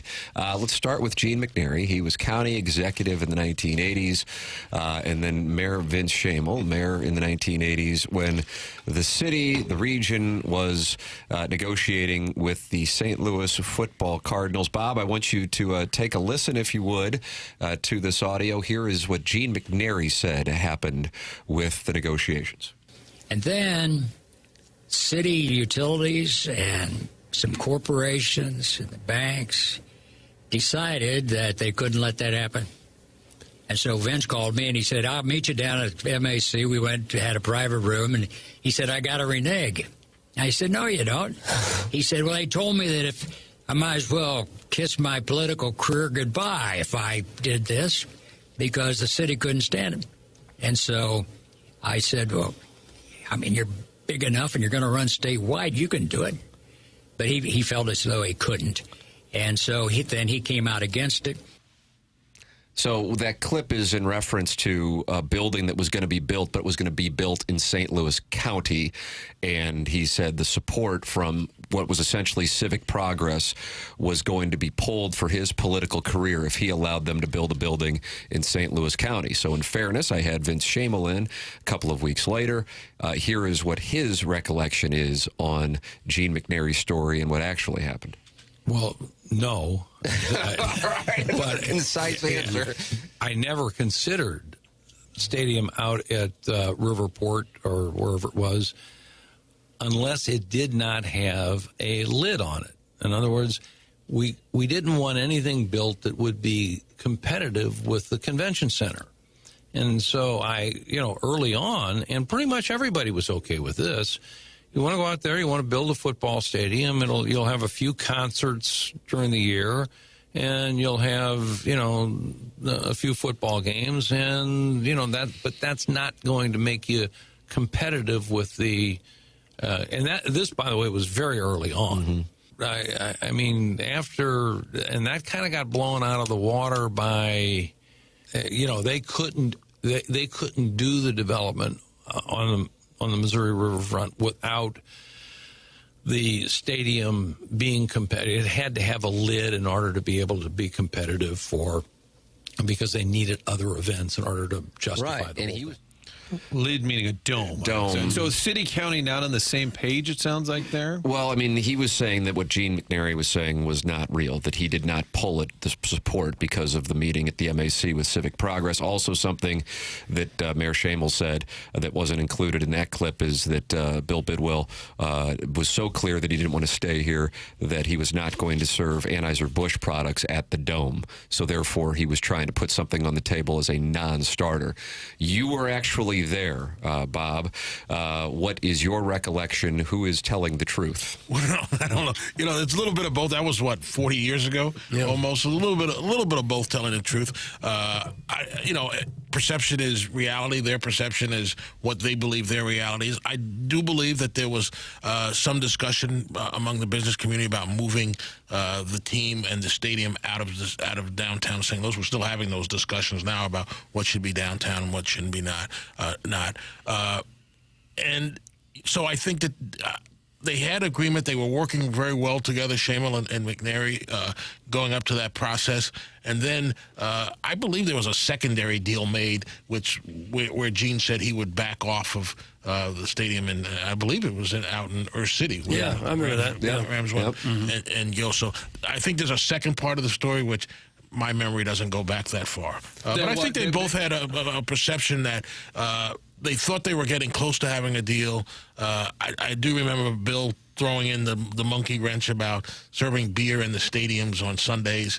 I think he would have come off of that. I think that was just a position at some point. And remember, for years, from the mid-'60s to '88 when they moved, the football Cardinals were a secondary tenant in that stadium. It was first it was owned by the baseball team, and they played 81 games where you played 10, so they had much more sway. And then they ended up buying the convention, the Civic Center entity, and it became a subsidiary of the brewery. So Bidwell didn't have the same vote power that he once had. What did Bill Bidwell want or think about? Tell me about, okay, he's an NFL owner. He wanted a new stadium, period, right?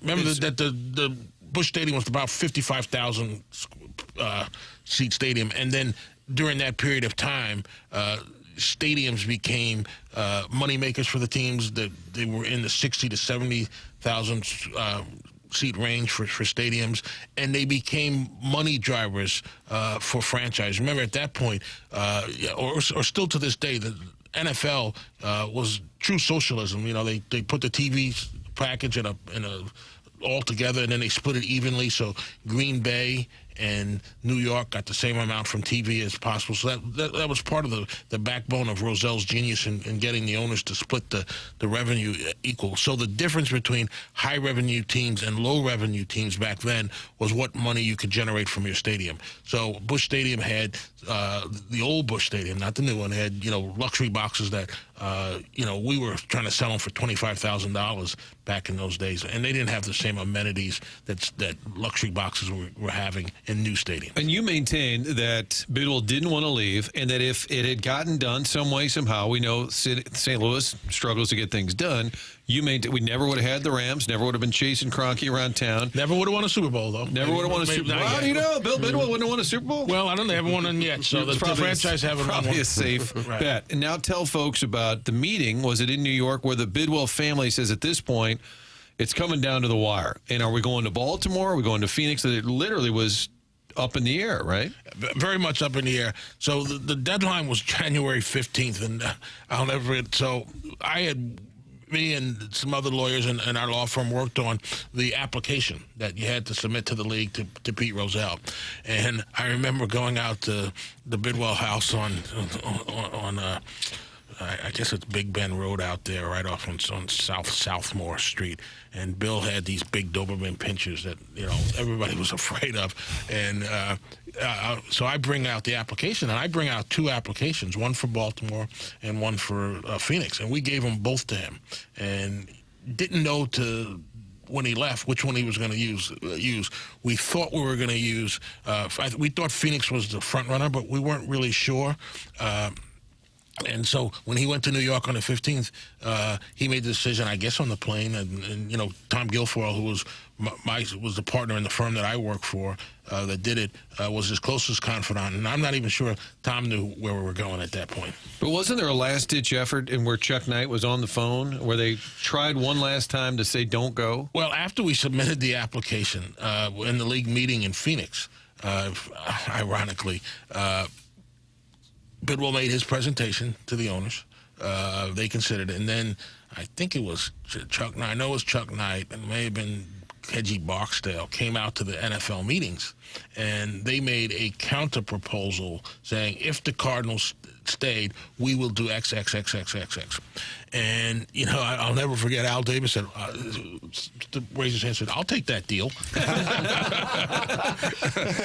But always looking to move Al Davis. So we could have had the St. Louis Raiders. Right. But then what happened was 20 minutes, I guess there were some questions, and they went back and they asked Knight and Barksdale, what about this, what about this? And I guess they kind of hedged on their bet. And then Rozelle came back out. So, let me just say that they're not going to do this, they're not going to do that. So they kind of backtracked on what they had promised. And I'll never forget, Bidwell said, now you know what I've been dealing with. So the league, basically unanimously approved. Bill was a good NFL soldier. He was loyal. He did think league first most of the time. So they approved the move. And you maintain he didn't want to move. He did not want to move. He would have stayed here in St. Louis. I mean, I think he got frustrated down the stretch with, the back and forth with McNary and the business community.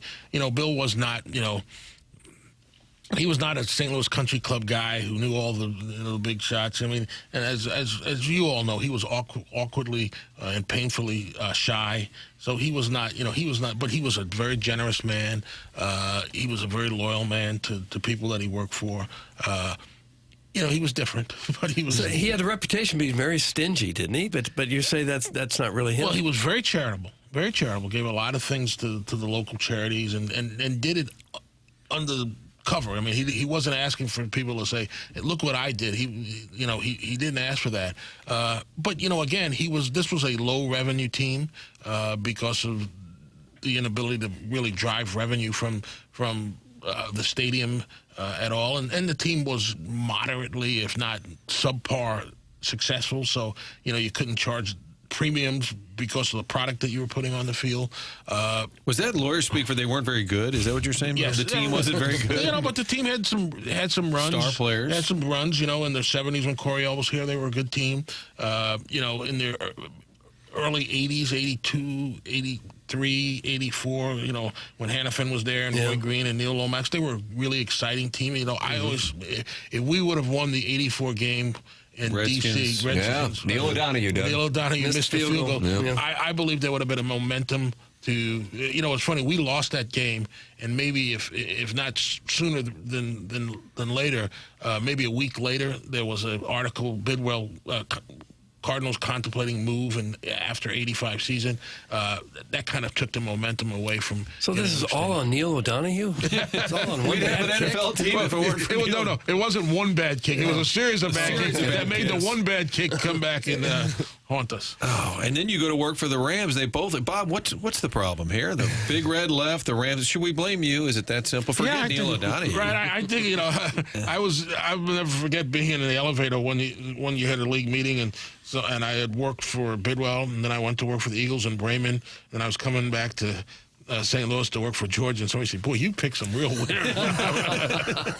But you like Georgia, right? Everybody liked Georgia. Yeah, Georgia was. She wasn't involved in the day-to-day of the Rams. John ran the day-to-day of the Rams.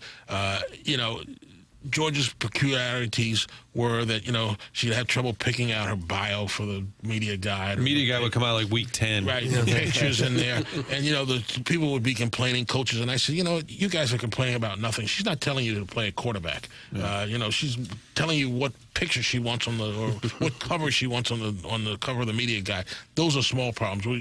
Don't worry about those. Just worry about who's your left tackle or who's your quarterback. Don't worry about what picture's on the cover. I want to get your perspective on all that has transpired and perhaps the state of things here as we sit in 2024. Bob Wallace, kind enough to be with us here for the 8 o'clock hour, brought to you by Fisher Window and Door Store. Tim McKernan, Doug Vaughn, Martin Kilcoyne with you on 101 ESPN. It is TMA, Family Golf and Learning Center, longtime sponsor of TMA, a premier golfing facility for all abilities and ages, providing a friendly and encouraging practice experience for the individuals or the family. Right now, they have Sim League signups. So with the weather cold, you can play inside at Family Golf and Learning Center. Sign up right now at familygolfonline.com. Those Sim Leagues start in January. And with the holiday season underway, book your holiday event at Family Golf and Learning Center. Plus, they have gift cards available in the golf shop and online for the golfer in your life. Go to familygolfonline.com. Holiday parties, Sim League sign up,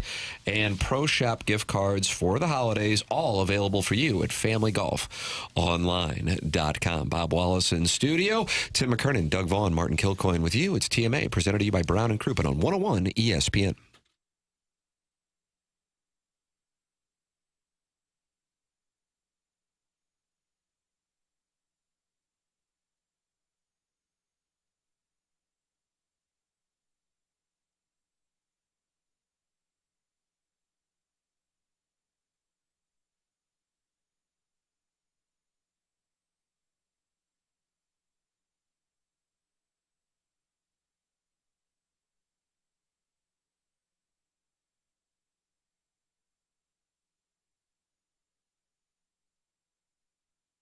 Need some gift ideas this holiday season? You make out the list, what to get so-and-so, what to get so-and-so. How about the idea of giving them me time with Massage Envy, a gift card that they can use for a massage or a facial or a stretch session? You can do this now through December 31st. It's a great deal. When you buy $150 in gift cards, you'll get a free $40 promo card that you can keep for yourself or add to someone's gift. Don't know what to give them? How about a little relaxation, a little trip to Massage Envy for a massage? It's a stressful time of year. Perfect idea is a massage for Massage Envy. It's me time.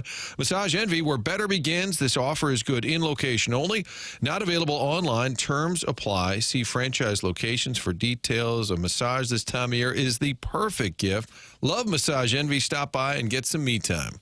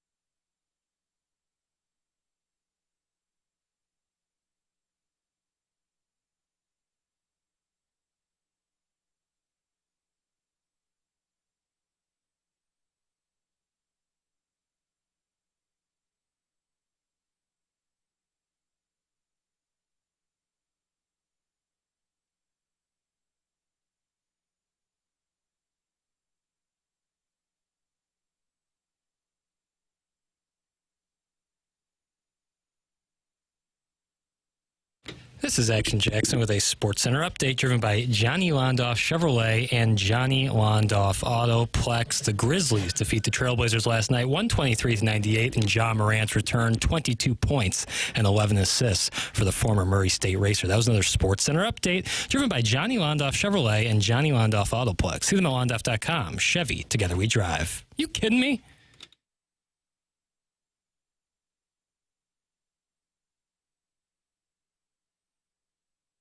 Welcome back. It is the Morning After, 101 ESPN. Tim McKernan, Doug Vaughn, Martin Kilcoyne with you on the program. And it is our pleasure to have in studio here for the Fisher Window and Door Store 8 o'clock hour, former Cardinals, football Cardinals that is, and Rams executive, Bob Wallace with us. And we've talked about the Cardinal situation with Bill Bidwell and also talked about the current status of the Dome, where you are helping out now as the interim chair. The Rams and what transpired. We talked with the podcast with Mike Martz a couple weeks ago where he said he thought it started in 2002. When was it something that you felt like was really gaining momentum in your tenure, Bob?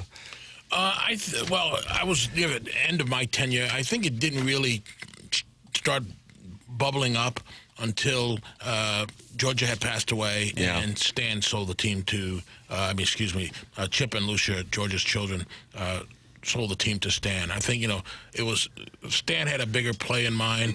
I don't think, if Georgia was still alive, she loved being in St. Louis. It was kind of her return to home. She spent some time in her youth in St. Louis.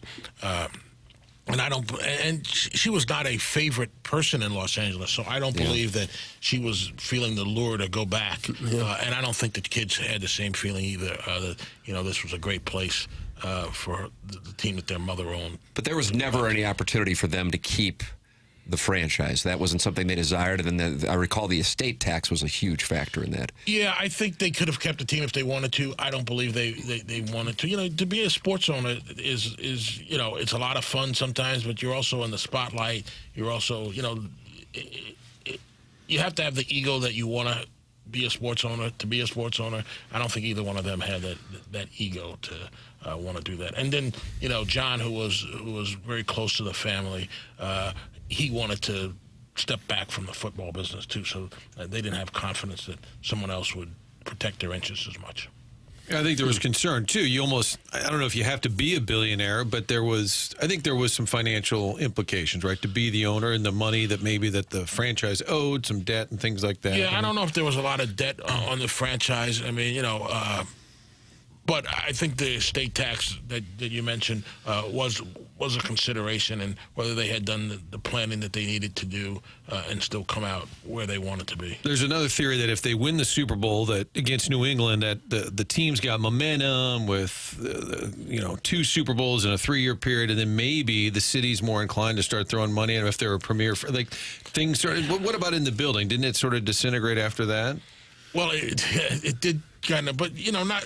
After the second Super Bowl when we lost, there became a little fissure in the front office with the football side of the team between Jay and Charlie and Mike, and that had some effect. And then Mike got sick, remember? And Joe Vitt took over. It was sort of a conglomeration of problems after that.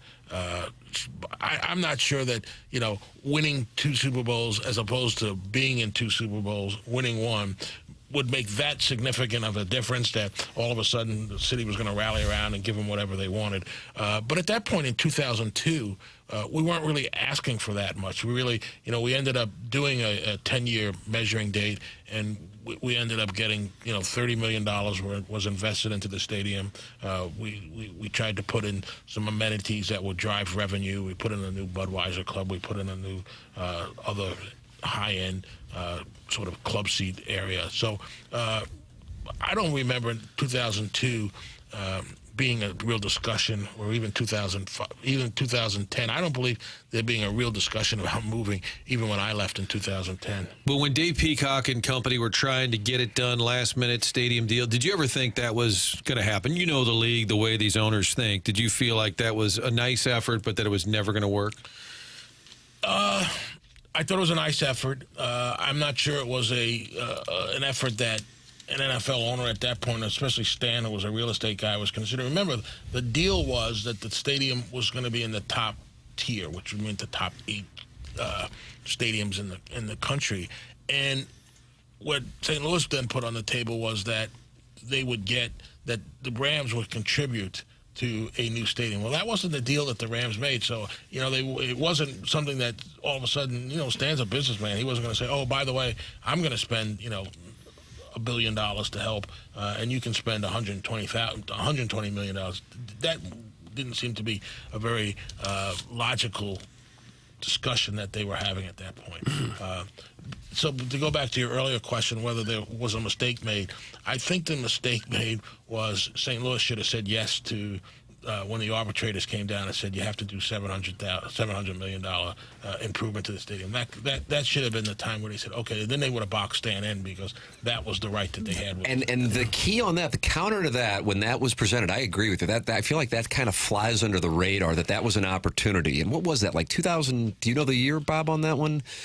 12, 13? Yeah, it was 2012. I wasn't there anymore. It was 2012, 13 when the arbitrators. And, I think that there was a sort of a feeling at one point that the arbitrators, which arbitrators do historically, is kind of split the baby. Yeah. And that he would come in and say, they would come in, it was a panel of 3, I believe, at the time. They would come in and say, okay, it's not the $120 million that the CBC is offering, and it's not the $1.2 billion that Stan, but somewhere in between.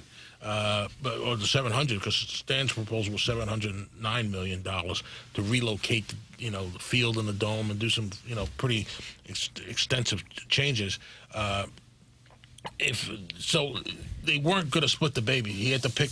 The arbitrators picked what was closest to first tier, and it was the Rams' proposal that was closest to first tier. And if they had said yes to that, you spread that out over $30 million. I mean, it's not as significant. And the dollar amount sounds like a ton, but if you spread it out over time and you keep the team. So if they had said yes, done deal, he couldn't leave, right? But so I want to ask about that, Bob. My understanding, I know you weren't there at that time. My understanding, the counter locally was, well, that doesn't keep him here. Following up on what you just asked, Martin, it kept them there, I think, only through 2020. Right. Or 2025. Yes, that is correct. I forgot about that. Yes. Yeah. Would you have asked them? That's when the city or RSA would have said, will you sign a new lease? And then they may have said, oh, thanks, but no thanks. And you have to remember that even at that point, although LA had been unsuccessful over the many years of getting a new franchise there, you would think that if they had to wait 10 years, that maybe somebody would have stepped in. Yeah, remember, you can wait them out. Right, you could have waited. Remember that the Chargers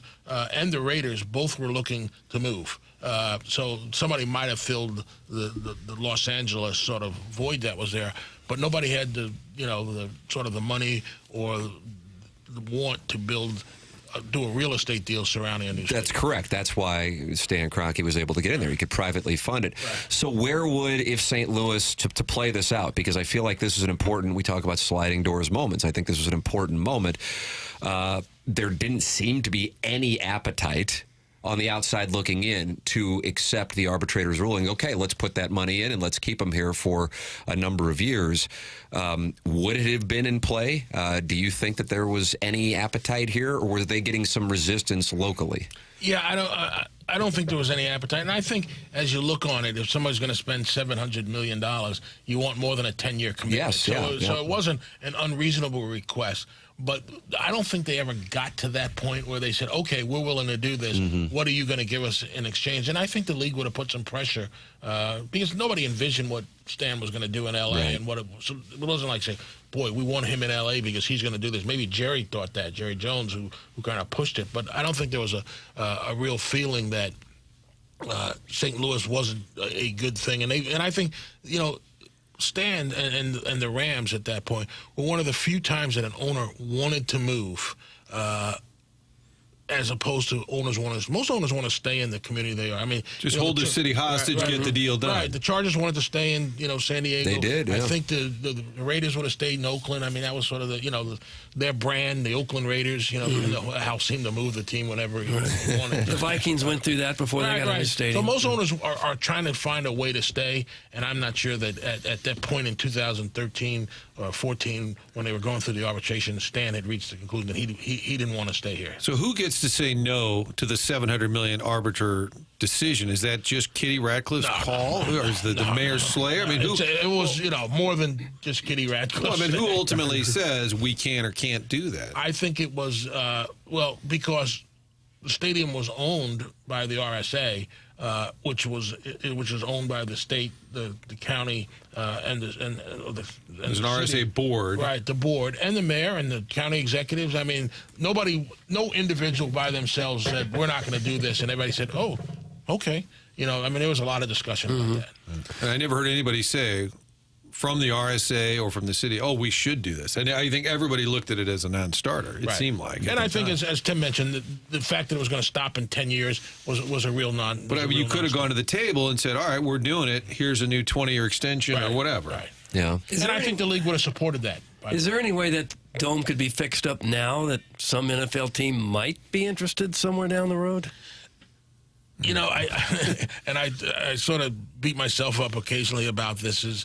When we were going through the process of saying we need upgrades to the stadium, all that, we always were kind of bad-mouthing the dome as dark, and part of it was, remember, from 1999 to 2005. That was as tough a place as there was in the league, and nobody was complaining about anything about the dome at that time. It was loud. Energy was all there.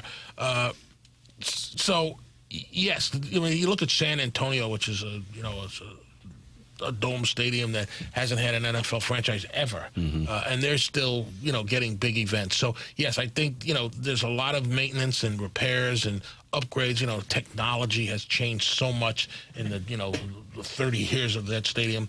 We upgraded the scoreboards, and probably since the scoreboards were upgraded in 2012 or 2010 to now, there've probably been eight or nine iterations of what the latest technology on scoreboards and stadiums and technology. You have these big center hung scoreboards in some stadiums. And they're as big as life and bigger than life in a lot of stadiums. So yes, I think that you can upgrade the stadium. But as I walk through it now, it's part of my new role, I spend a lot of time walking from my office over through the dome and stuff. I think the dome's in great. I think the dome's in great shape. I mean, it's from an aesthetic point of view. I mean, it looks like a stadium. I mean, stadiums aren't penthouses on Park Avenue. They're stadiums, and I think that it's not the best stadium in the league. It wouldn't be the best stadium in the league even if they put the $150 million of maintenance and retail that they repair that they have. But it's not the worst stadium in the league either. Go ahead. I'm sorry, Martin. We essentially one final question. It's certainly vague, but wide-ranging intentionally.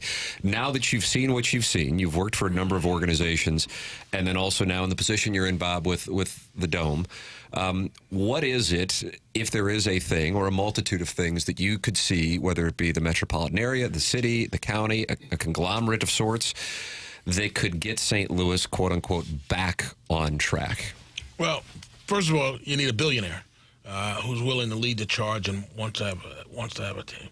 Then you have to. Are you talking NFL or just city county issues? I'm talking issues. I mean, if the NFL is in play, though. Right. Okay. I didn't know you. I think you meant as a region. Yes, as a region. I think we have to deal with the city-county divide and how we bring it in. And if you look at some of the other cities that we compete with as Convention and Visitors Commission and what they've done, if you look at what Detroit seems to be the latest example of what's going on, but Indianapolis did a great job in sort of turning their city around and bringing them in. You look at Baltimore. You look at some of the other cities that have developed a downtown presence that thrives. They have a unified government. And that's something that so that may be the first issue, or the second issue. The first one, in terms of sports franchise, you need somebody who's got $1 billion who wants to be a sports owner. And so Dan Gilbert's impact on the Detroit area is so material to the resurgence. Right. How many billionaires we got in this area? I think we have a lot, actually. Do we really? I think we have a very half a dozen. Half a dozen. Yeah, and I think maybe outside of one, they kind of like to fly under the radar, don't they? I mean, it's kind of one of the. Who's the one that doesn't? Yeah, the Taylor family, right? Well, they don't, but they fly. They were famously for under the radar until soccer. Up until what? The last however many years, and now they're big proponents of trying to get this place back on track. But yeah, what Dan Gilbert did in Detroit that's a private-public It's funny if you look merger at that make it work. what Dan Gilbert did. He was probably the most unpopular person in Cleveland when LeBron left the LeBron LeBron first time. situation. And now his image is completely changed. And I mean, people like Dan Gilbert now as opposed to people hate Dan Gilbert in the LeBron. Is he the one who's like blind? No. Because That was Gordon Gund, I believe, wasn't it? Yeah, Gordon yeah. Gund, that was the old Cavs owner. Okay. Yeah, Not to go all Brooks Perry on Rain Man, but I think it was Gordon Gund. My only question was with the lawsuit. Do you think, and a lot of people believe, instead of settling, if you keep pushing it, they'll give you a team? I never thought that was real. What did you think? Was that ever going to be in play? I think St. Louis and the politicians and some people just got tired of the NFL and not being able to trust what was the process that they said they had. So I don't think there was a lot of political will to further engage with the NFL. But I think an NFL franchise is a real feather in a city's cap. I mean, there was an article in the Business Journal just recently about Kansas City and how many mentions they're getting. And I mean, we were that team in the late in the early 2000s. We had the greatest shirt on turf. We had an iconic quarterback with a great story.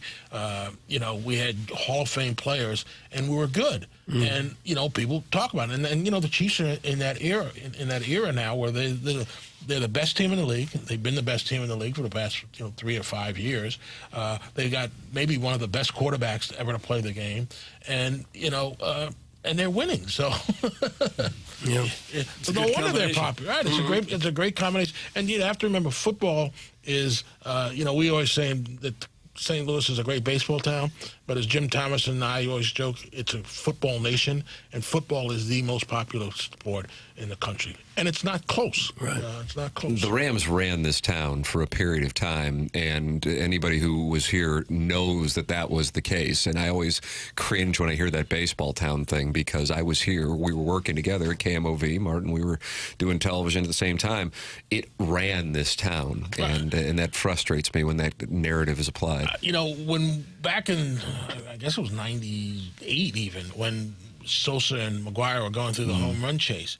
And, everybody was tuned into that. But for our preseason games, now there was one preseason game a week or one football game a week, our ratings on TV compared with the Cardinal ratings during the home run search for the preseason games. And nobody ever mentioned that. And, we got great TV ratings here. The stadium was packed, from 95 to 2012, basically. The tickets were sold and then the product went down, and the talk of moving started, and the Perfect storm. The tennis took a little bit of a hit, but still, the Cardinals, even when they were moving, they had 90% capacity. So St. Louis and the support for the Battlehawks shows that St. Louis is a pretty good football town. Yeah. A.J. McKernan went out of his way to say that as he was lighting the Battlehawks on fire leaving town. But he was very complimentary of the region. Bob, thanks so much for the time that you spent in studio with us here. This has been quite enlightening on the St. Louis NFL history, if not super frustrating as well. Right. It's I try to get. I made a proposal to ESPN one time that they ought to do a 30 for 30. Yes, a 30 for 30 more on the NFL's lost city, which is St. Louis. Oh my goodness! It's really not St. Louis and the fan base's fault that we don't have a theme. It's politicians, it's business people, it's stadiums are the reasons that we want. But the support that St. Louis people showed for their NFL franchises, and that they're showing now for the UFL franchises, is something that we shouldn't hang our head about. Bob Wallace, kind enough to spend time with us here on TMA. Bob, thank you so much for the time. Thank you guys for having me. Thank you. Former Yale running back. ESPN. Former Yale running back. Jackson, what business do I have to tend to, sir? Martin, you have. But he likes to tell Tim to tell Martin. That's the signage is kind of like calling a play in the NFL. It goes into the huddle. But this conversation has me energized, which is great. But if you're low on energy, if maybe you got that fatigue, you've got weight gain, muscle loss, there's a good chance it's low testosterone. The best thing to do is go see our friends at Mentality Health, Chesterfield Valley. Beautiful location there. They're in South County as well. LowTUSA.com is the website. And the difference here, you're going to meet meet in person, get that consultation. I met with Kevin and Dave. You sit down, talk about what your goals are about getting back in the game. It's not just the bedroom. It's not just the weight room. We're talking about everyday life, getting things done. You just sort of lose that edge. You want to get it back. As we get older, we lose testosterone. It's a thing. It's starting to happen younger and younger. Men in their 30s, get tested, lowtusa.com. They'll do the entire blood panel, sit down with you, go through the results. It's about your overall health. That's where the conversation begins. Lose the mood swings, lose that irritability. Get back in the game, be your best self again. You can do that by making your testosterone levels right. You can do it at lowtusa.com. That's their website. It's our friends at Mentality Health to get your energy back. There it is. Mentality online at lowtusa.com. Fisher Window and Door Store, 8 o'clock hour here on TMA. This is 101 ESPN.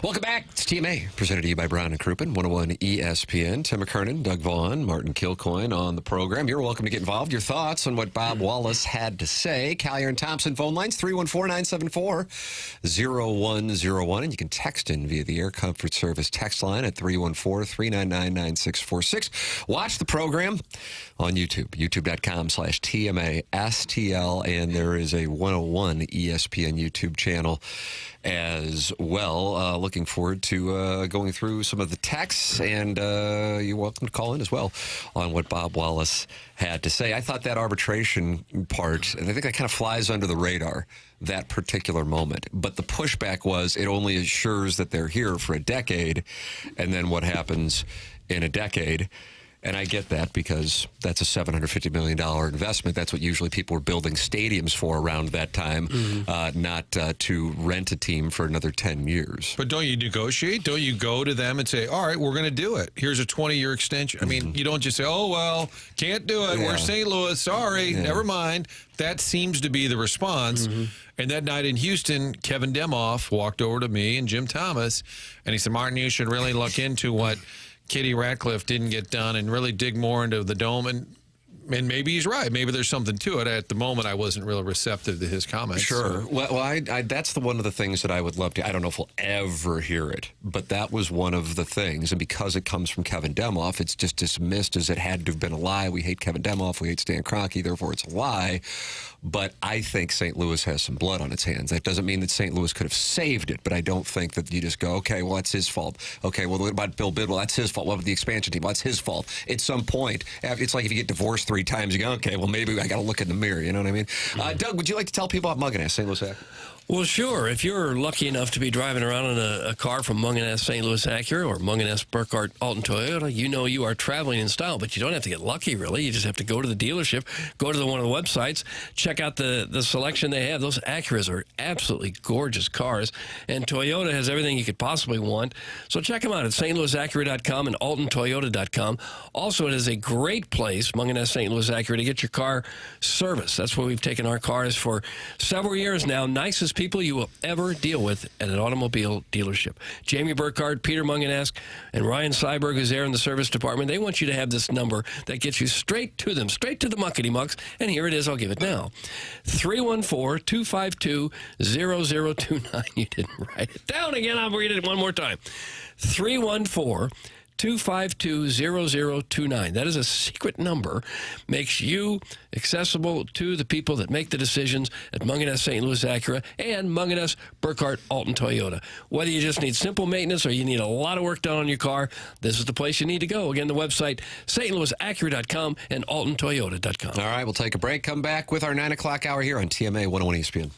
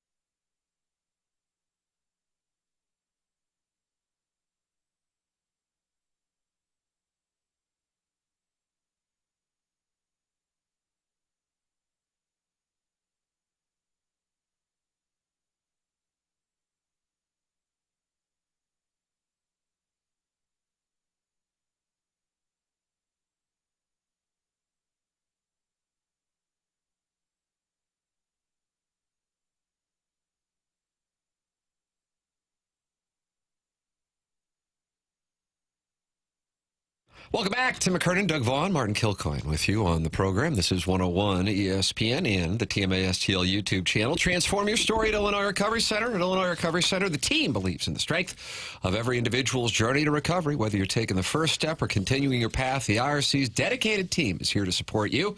And one of the founders of the Illinois Recovery Center was at Madison Square Garden last night. Chris Pondoff was there enjoying the festivities and the Blues win. Go online at IllinoisRecoveryCenter.com or call 888-472-9559.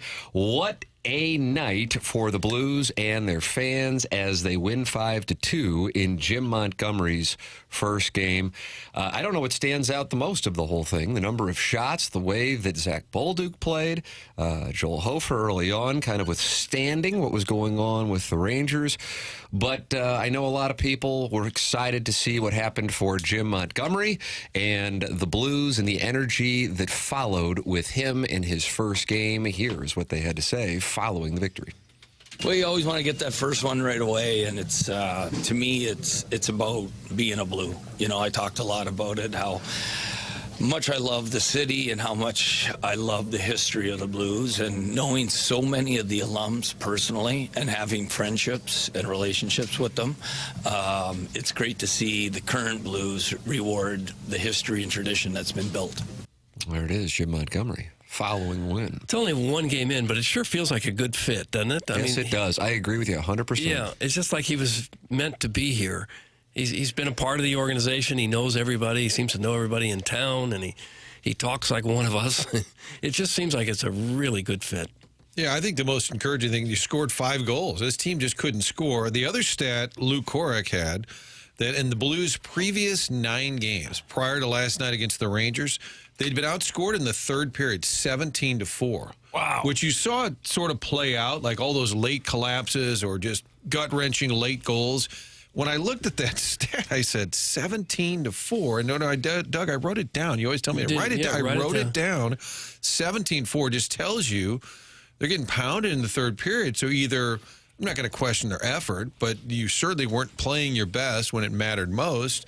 And then last night, scored 3 goals, granted empty netter, but I think playing the whole 60, Tim, they like to say. 60-minute game. Play the whole game. Give it play a 200-foot game? 200-foot game. Blue-collar effort. Yeah, I mean, hopefully he ignites this team, which we still wonder, is the roster good enough to be a playoff team?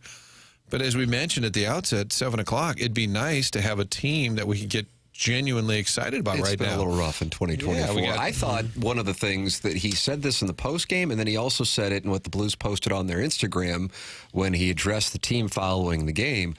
This is a good hockey team. He went out of his way to say that a couple different times. He said, this is a good hockey team. He's saying it to the guys. He's saying it to the media.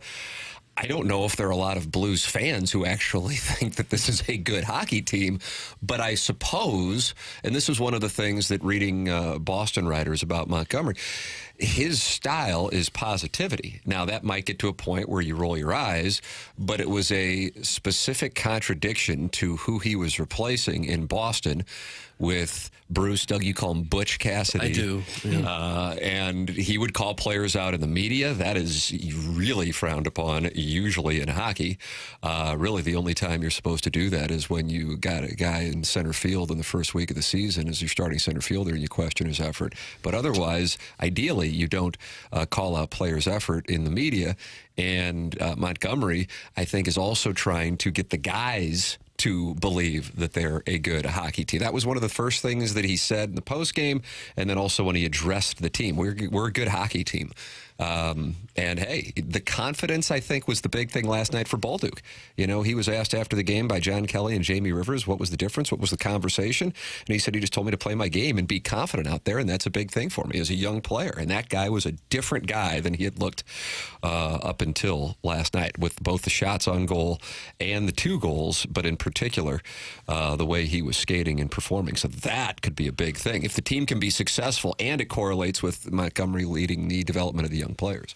And maybe they'd heard enough, even from Doug Armstrong, saying, well, we're not great, but we might sneak in. As a team, you probably always want to think you have a chance, right? Mm-hmm. So maybe this message hits the right note after hearing, well, we're kind of in a reset. We're kind of in a rebuild. I mean, I wonder about the Cardinals' psyche next year, where they're basically being told, well, we're not really going for it. What are we sitting 2025, we're sitting this one out. When you set the bar low, you usually get there. Yes. That could seep into the room. And I think maybe that's part of Montgomery's message. I really think that there is a conscious effort. He met with the team in the hotel on Sunday evening in Manhattan, came in from Boston, then starting to meet with players individually yesterday morning.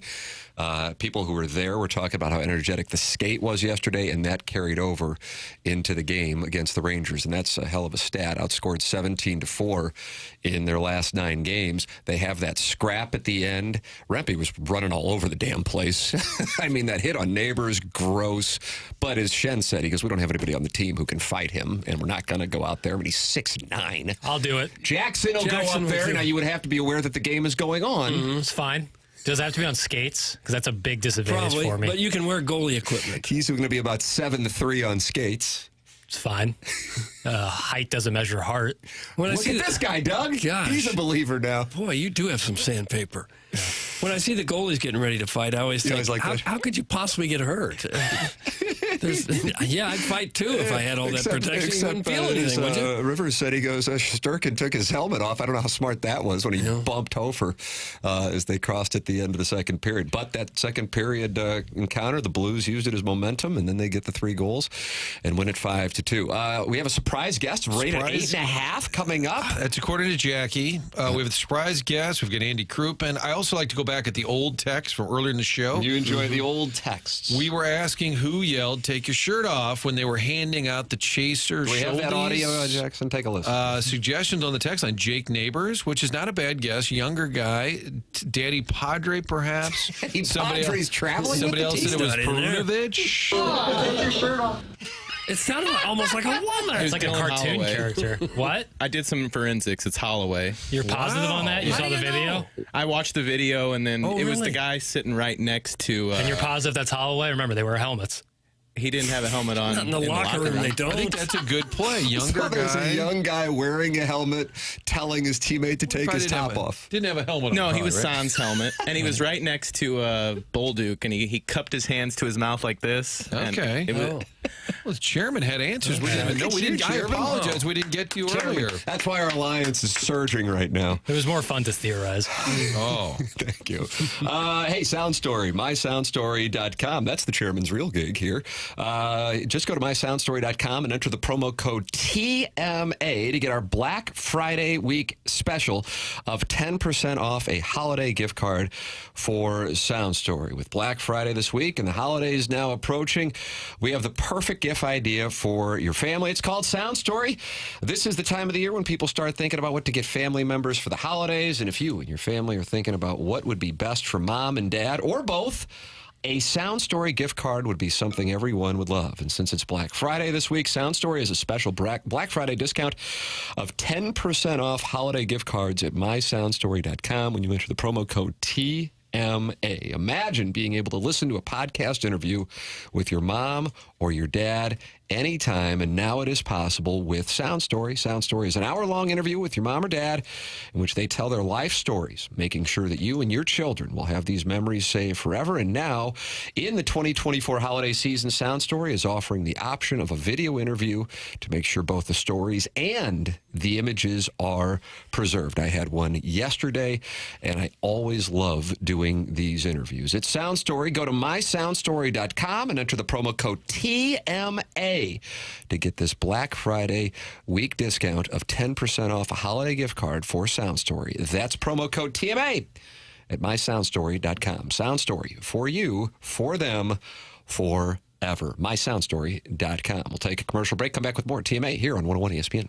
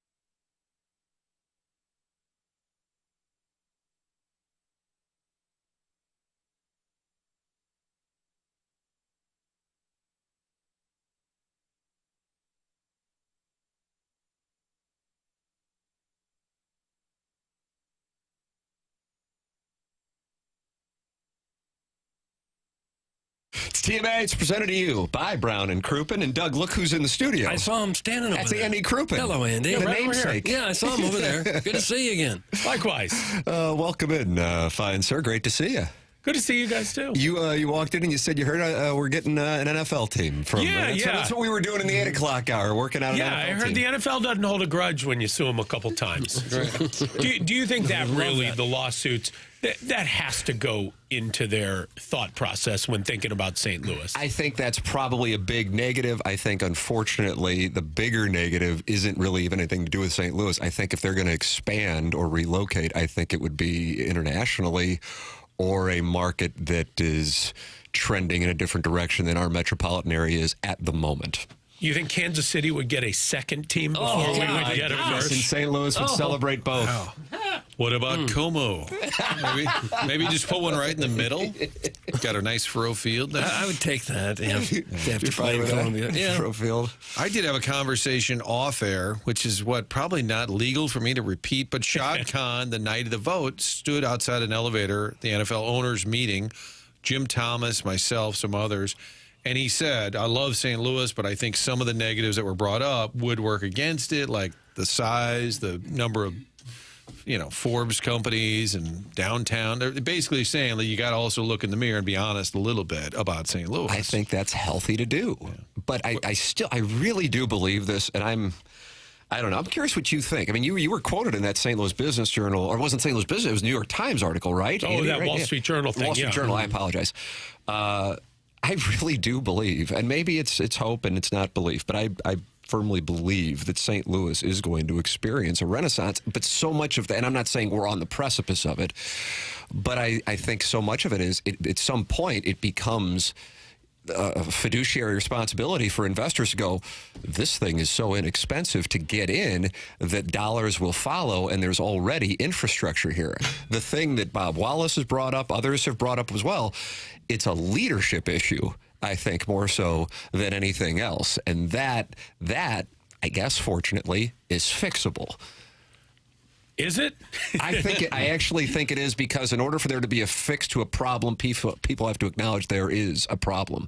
I think that's the biggest problem. And I think that it's been going around for a couple decades, but now it's socially acceptable here to go, okay, we've fallen way behind. That process began a couple decades ago. Now it's socially acceptable to acknowledge it. It's getting there. I remember about, I don't know, call it 10 or 12 years ago, my partner Ed Herman, who you know, and I were walking down the street, and someone from KMOX asked Never if they heard could of them. ask Never us heard a of few them. questions.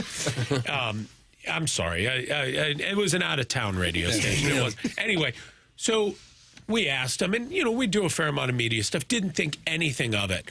And then we start getting these phone calls. How dare you guys, blah, blah, blah. Like our well, I don't want to say names, but there were a lot of people who were very upset with us because we were just honest. We're like, yeah, we're thinking about moving out of downtown because it's unsafe. And people were furious. And this was at a time. Were they furious with you saying it, or were they furious because they didn't believe it to be true? I think both. Okay. I mean, but this was at a time, and this was like 10, 12 years ago.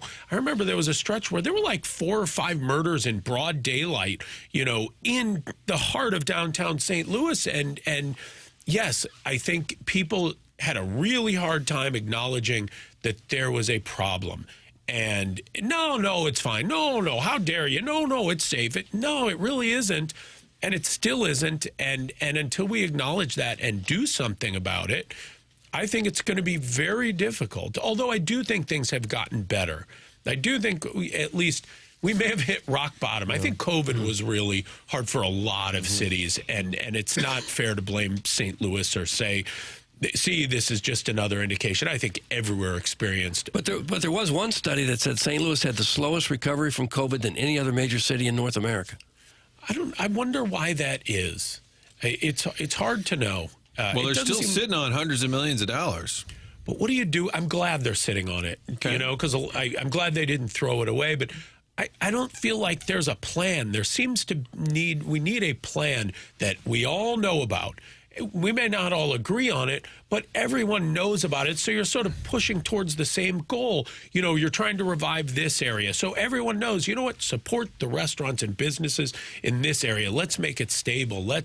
I don't know, but I think it will take a plan that we're all aware of, and everyone tries at least to support that plan. It's got to be rooted in economics, and I don't know who you turn to in the leadership and take your pick, where you go, okay, this person gets it from a business and the private sector standpoint. It's it's a relative clown show, to be transparent, with my opinion anyway.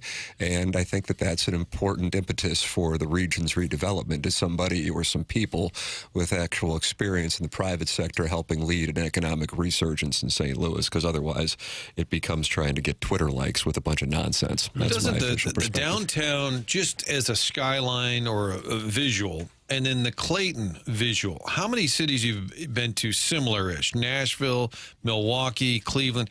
Is there sort of a second booming area that like just down the road? Doesn't that just seem to be maybe Bucktown in Atlanta? But I'm just saying, or Buckhead. Yeah, I'm just saying with even Chicago. I mean, I know it's a huge, but it's kind of like there's their core. Just picture any big city you've been to.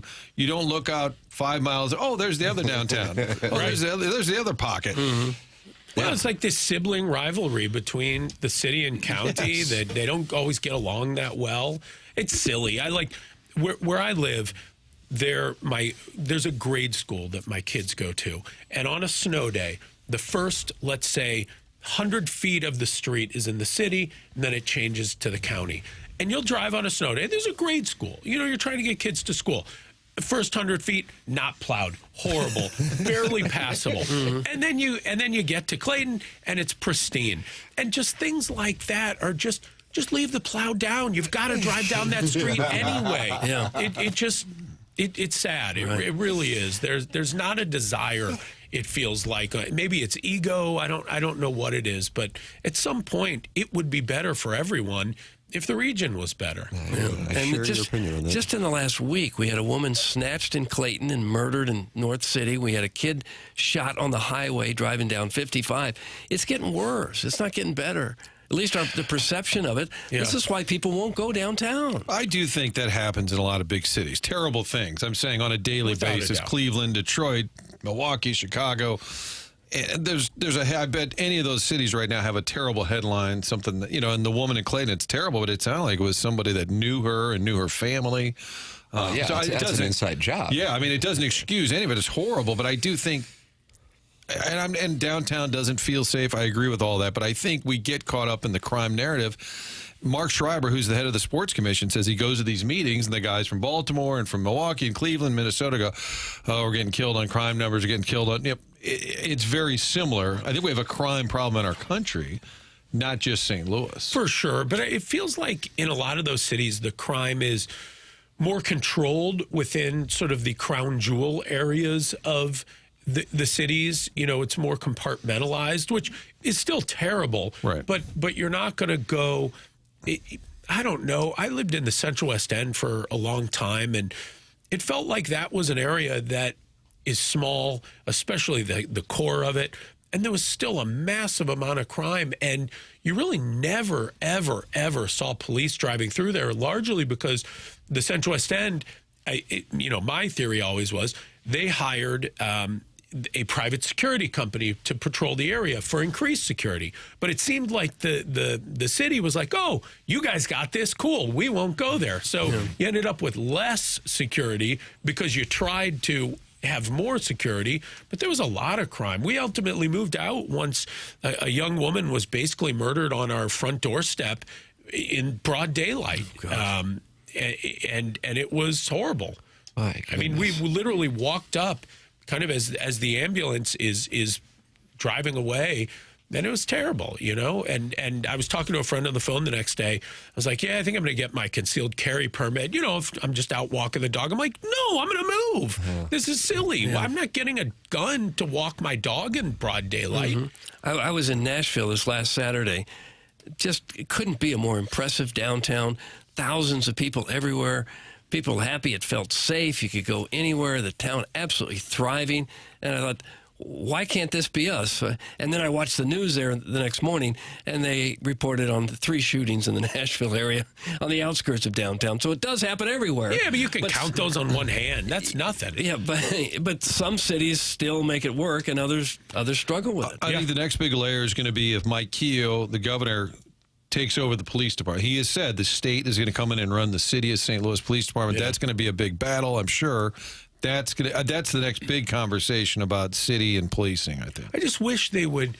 There are people who probably outside of St. Louis have really good ideas about how to do this. I remember at a community meeting after it was a woman named Megan Boken was killed. Yes, and she was very good friends with my little sister. Oh, really? Yeah, I'm sorry. 2012. The volleyball player? Yeah. St. Louis University. And there were some meetings in the community, and you know, it was very upsetting.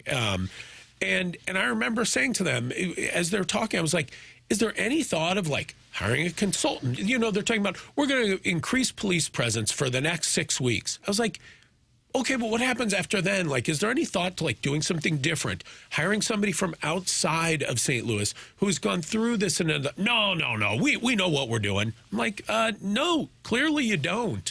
Yeah. There is this ego and this sort of idea that no one could do it better than we could possibly do it, but there are other cities who have recovered from stuff like this. There are things I'm convinced that could be done with the same money or very similar to make St. Louis at least get us out of the bottom 10. Yeah. You know, I don't think... It seems like there's a lot of low-hanging fruit. Yeah. Andy Crouppen in with us talking it over here on TMA. Brown and Crouppen, the presenting sponsor online at brownandcrouppen.com. Always enjoy the conversation. Andy, thank you so much for this. No. It's always directed. It's directed toward us, actually. That's right. It's you guys. It's your fault. Yeah, thank you. It's Tim's fault. Doug, you want to tell us about the phone lines? Collier and Thompson sponsorship. Well, yeah. If you like to get your kitchen fixed up, and who wouldn't? If you've got a kitchen that's, hadn't been updated since the 90s. That's where I am right now at home. A kitchen, new house in the 90s, and I'm looking around and thinking, this is okay. And then I go into a place like Collier and Thompson and look around at some of the kitchen displays they have, and I go, wait a minute, we've fallen behind. Collier and Thompson can do it, and they can do it better than anybody in town. They are your go-to source for every design consideration. They carry the best cabinets, appliances, countertops in the business, you name it. And they can do not just kitchens, but also bathrooms. They can redo your basement, wine room, man caves, bars, accent room, fireplace walls, offices, you name it. They have done it, and they can do it for you and make your home look like a showplace. You ought to go to their website, look at some of the before and after pictures, and see some of the incredible work that they have done on homes around St. Louis. Their workers are all insured. They've got an A+ rating with the Better Business Bureau, just a top-notch company, and they do fantastic work, and they will make your home look exactly like you'd want to see it. Collier & Thompson is on Manchester and Baldwin next to Uncle Bill's Pancake House. Collier & Thompson, come home to quality online at collierandthompson.com. All right, surprise guest on the Collier & Thompson phone lines coming up next. This is rated an 8.5. Big surprise, we're running behind. Yes. It is not Olaf Melberg, who is now officially the head coach of City SC, but it's not Olaf It is Melberg. not. Just in case you were thinking it might be, it is not. All right, we'll find out who the surprise guest is next. Andy, thank you for coming in as always. Thank you, Andy. This is TMA, presented to you by Brown and Crouppen on 101 ESPN.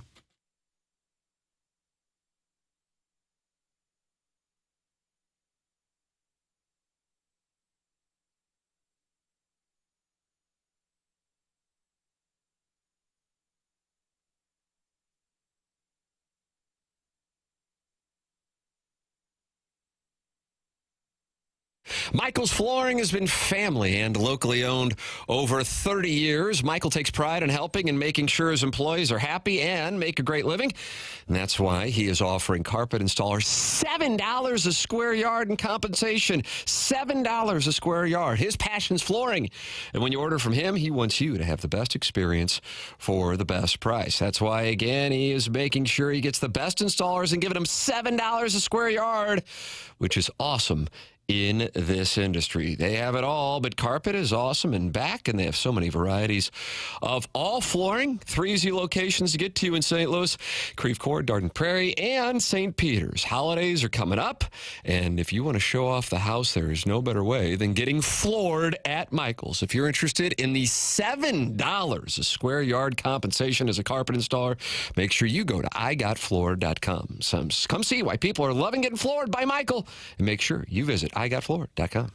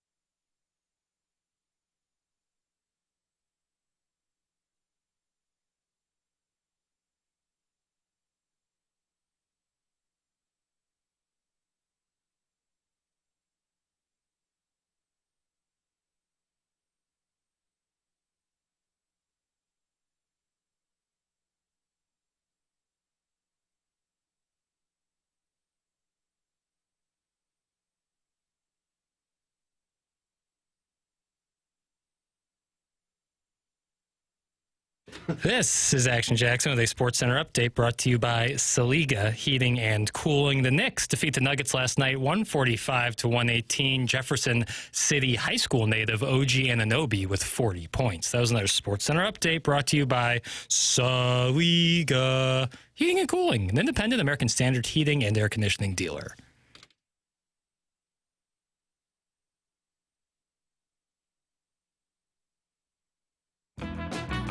Surprise, surprise, surprise. Now, what, if anything, that ball contains, we don't know. This is an adventure you and I are going to be taking together. You've got a big surprise coming to you. All right, the goal here is to get some folks on the show that you're not expecting. Doug and Tim are unaware of who the guest might be. That's right. Could be a callback. Sometimes you guys mention names and I scribble There's them. complaints about ruining the surprise. That's my bad. What did you do now? Tweet went out, so if you guys didn't see the tweet, then mission still accomplished. But yes, I'm sure the surprise guest was. Oh my God! Stuff happens, you know. Stuff happens. Oh, Jackson. It's not a big deal. I worked months and months on this stuff, and then our alliance. And then I text the guest that we're running behind, and he said it's okay. I just woke up, and I thought, well, this is perfect for this show. Ladies and gentlemen, the surprise caller is on. Hi, caller. How are you? How you guys doing? How's everybody doing there in St. Louis? Doug, is that Bruce Springsteen? I don't think it's Bruce Springsteen. Is this a pig farmer? Is it a pig farmer? It could be a pig farmer. It could be a truck driver.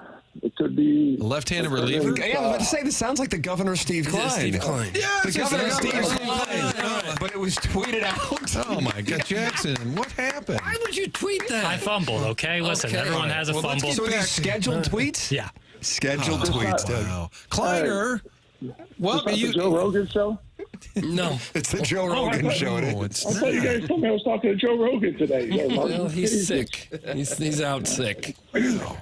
Where are you, Governor? Are you in Pennsylvania, I have to imagine. Yeah, back in Lewisburg, Pennsylvania, going to see my mom and dad. Yeah. He's a college coach these days. I knew that. Yeah, how about that? I follow him on the Twitter tweets, and I see him talking about recruits and the ball club. You enjoy being a college coach? Yeah, it's way better than coaching for the Giants, so I'll take it. And why is it better than coaching for the Giants? You know, like coaching from a Zalac or something, about the same thing, you know? So. Wow. You're about to become You won't be getting a red jacket anytime soon. I'll have the hitman come and get me or something, so, you know. But, no, it's great. I love it. We have fun. We just we get to coach baseball the way you want to coach it, and teach them the old ways of Dave Duncan and stuff, you know. So I'm having some fun doing it. This is Indiana University of Pennsylvania. Is that where you are? Yep, IUP. Yep. IUP. Okay. Isn't that where Signetti was? Yep, Signetti was his dad's the football field's named after him. How about that? I've been hearing a lot about the program here as of late because of Kurt Signetti at Indiana and his dad. I read a big article last week. It was a great article on ESPN.com about the family's history. And his dad was a legend there, right, Governor? Yeah, his dad and his brother coached at Pitt, and they were here forever. And Jimmy Haslett is probably the most famous. Yeah, this is the cradle of coaches. It is.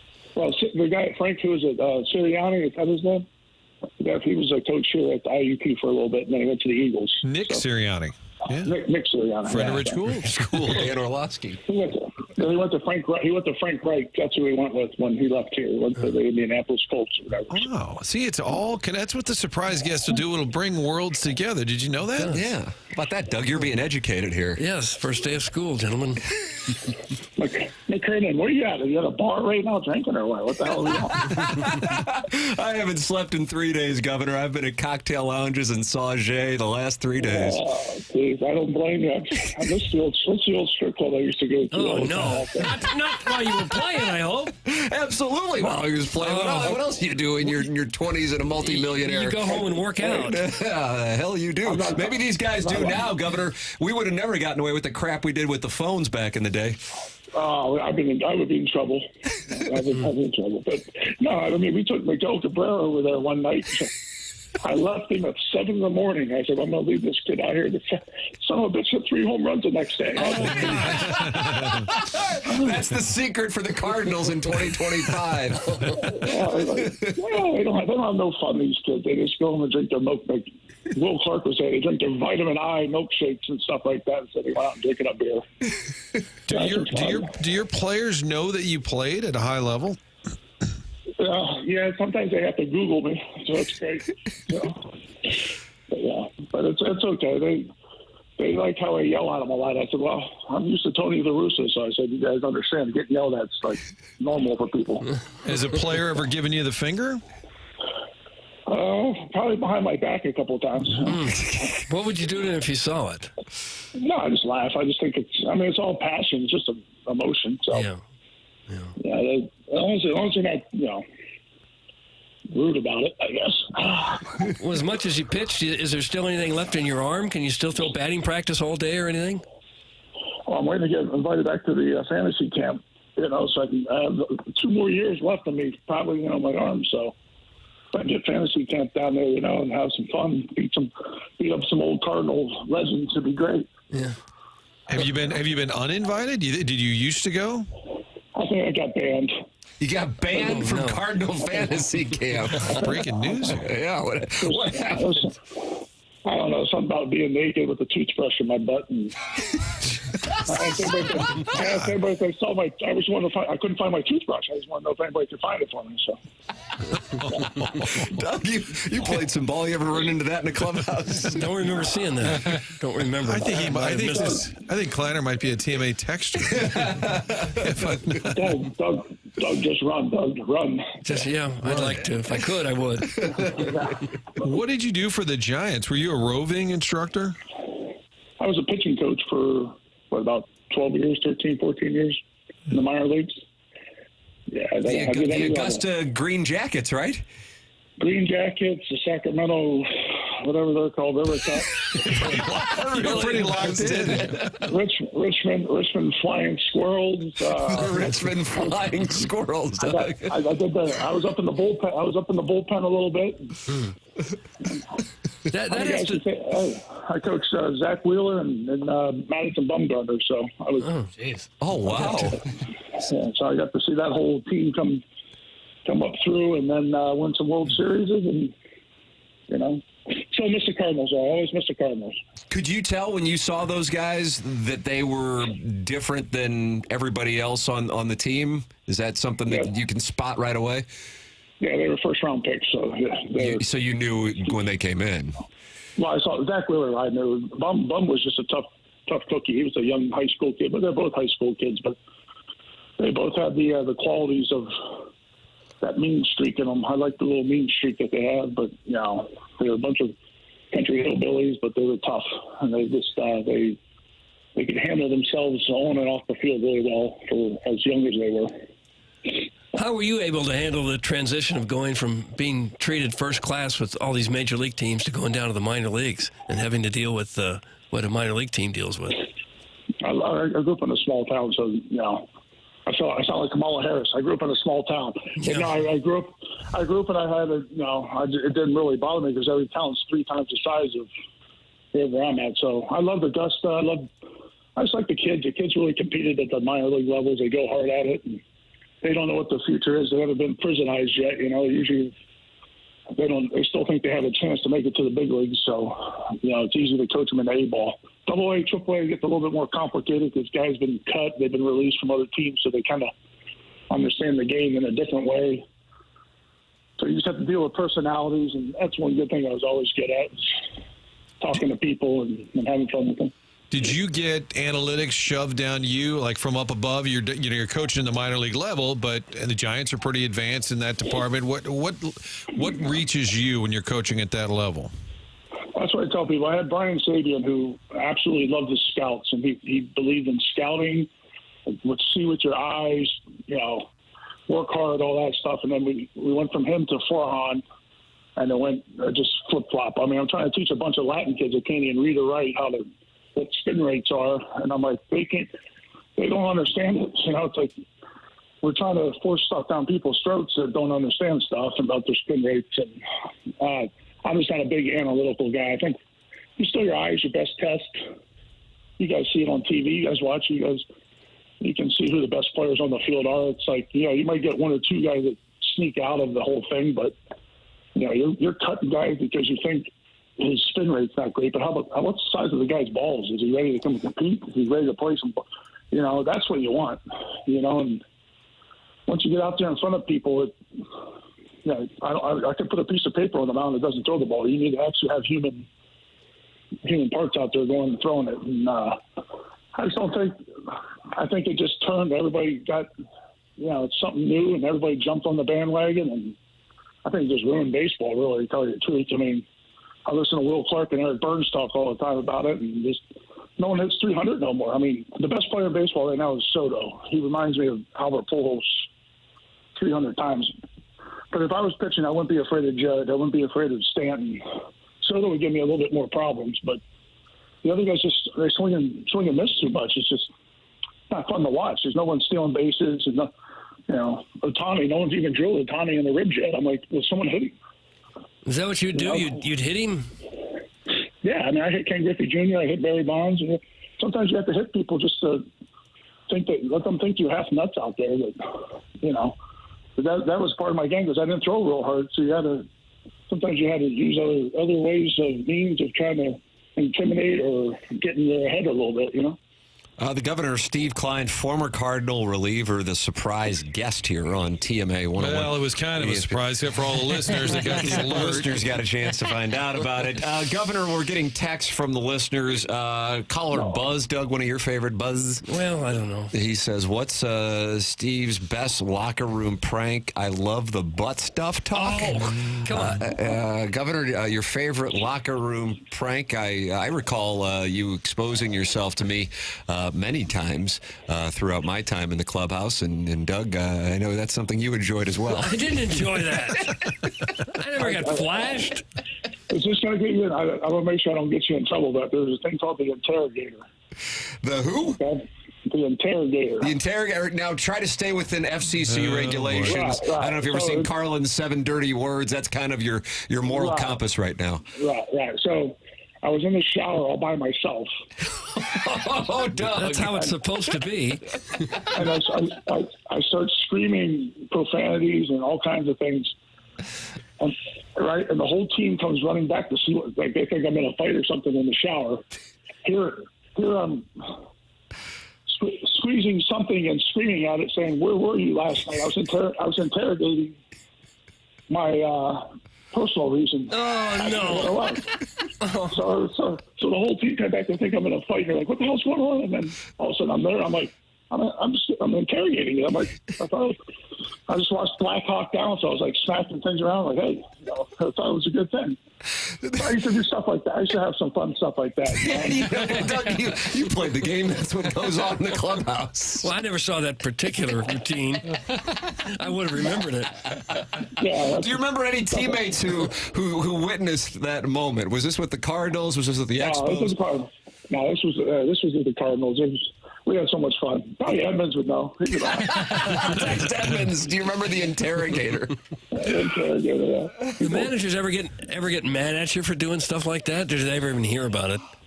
No, let's see. Russo was great. I mean, actually, he was fun to play for. He just let you play. Bochy was awesome. He would have fun with stuff.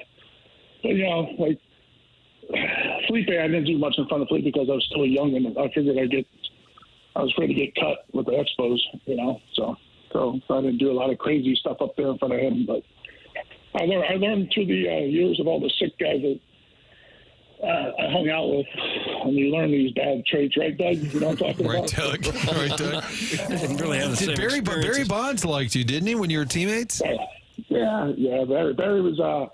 He respected the guys who played the game. He wasn't really. He tried to intimidate you a little bit by saying something, and if you held your ground and pop back off, he loves you even more, and he loved Matt Morris. Matt Morris used to give him the most crap ever. And Barry would just get, it was fun to watch because Matheny would try to strangle him. Matheny would get straight mad and just want to beat the crap out of Barry, but Morris was always just messing with him. It was great. And so Barry, as a teammate, he was great. I didn't like how he treated fans. But I never lived in his shoes where, he's getting hounded the whole time every 5 seconds of the day. But I still, I think the fans are what makes baseball and makes every sport great. And they just keep pushing you further and further away from the game, with all these these big stadiums and nets are up. You can't even go to spring training and touch the people no more. You can't even talk to them. They're so far away, It's like as a little kid, that's what you dream of, going down and I got to go see Nolan Ryan throw and, Kirby Puckett drive a golf cart up and down the field. So I was like, wow, I want to do what they're doing. And that's, now the fans are just so far away, and I just think they're ruining our game a little bit. But as a rule, probably better that you not touch people. Just as a general rule, I would say. The fungus that I got from being on the interrogator in the shower, I didn't have my shower. Interrogator. Call goes back to the interrogator. To be the interrogator in the text. I'm not going to do that. So are you ruling out any chance? Maybe this interview will cement it. Any chance you want to coach at the big league level? No.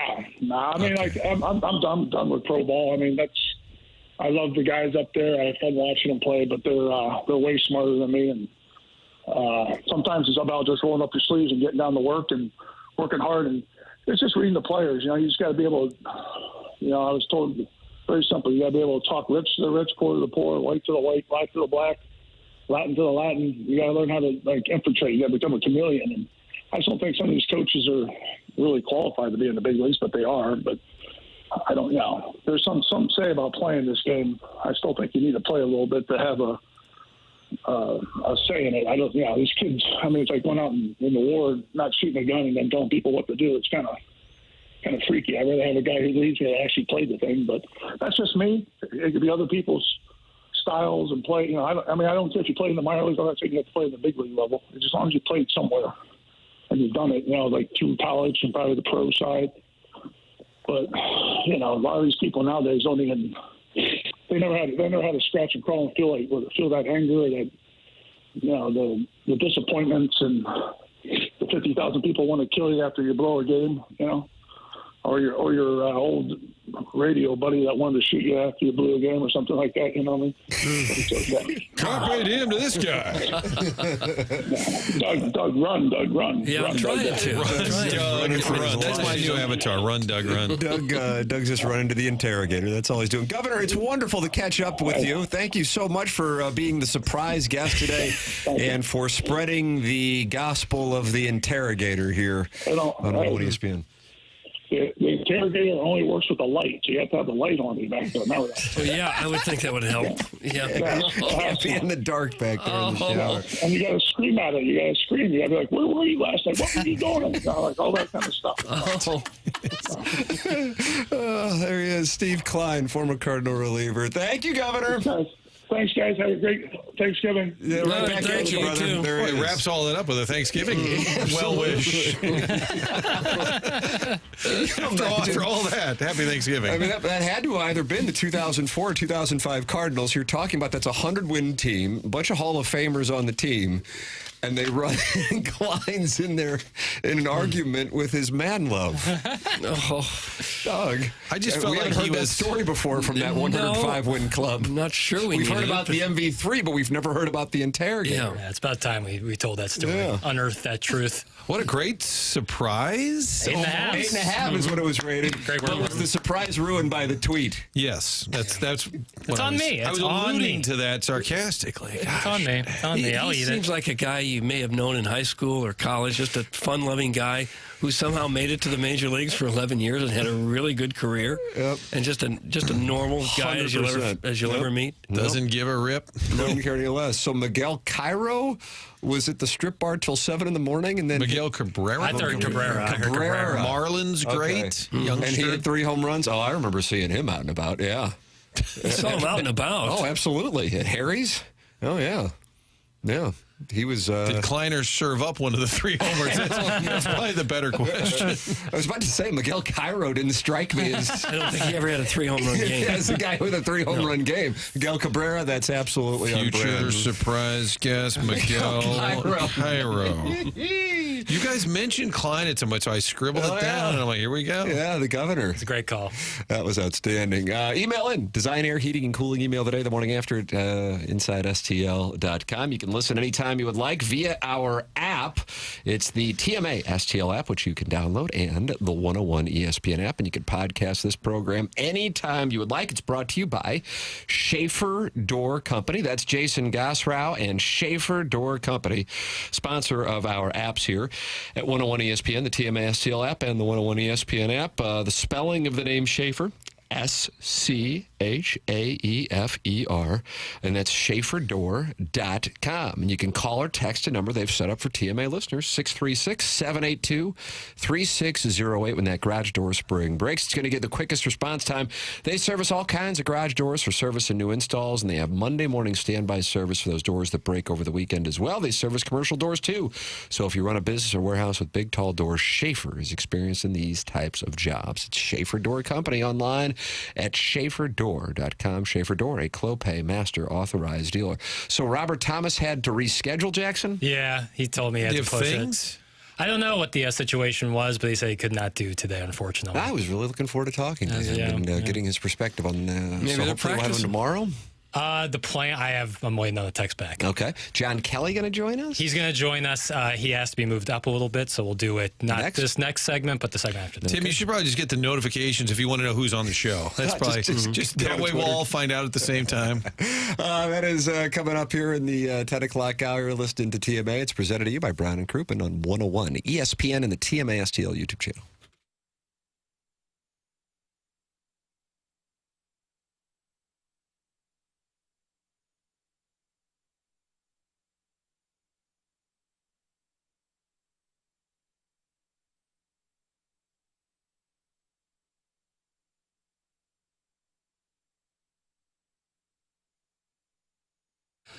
This holiday season, shopping for a new vehicle, maybe a pre-owned or a hybrid or an electric car. A lot of fun this time of year to get a holiday gift that is a new vehicle. We'll make sure you have the financing lined up for that new auto. Together Credit Union offering competitive interest rates, flexible terms, great deals that you can get by applying online. Pretty simple. Just go online to apply for that auto loan with Together Credit Union. No application fees. Complete the application online.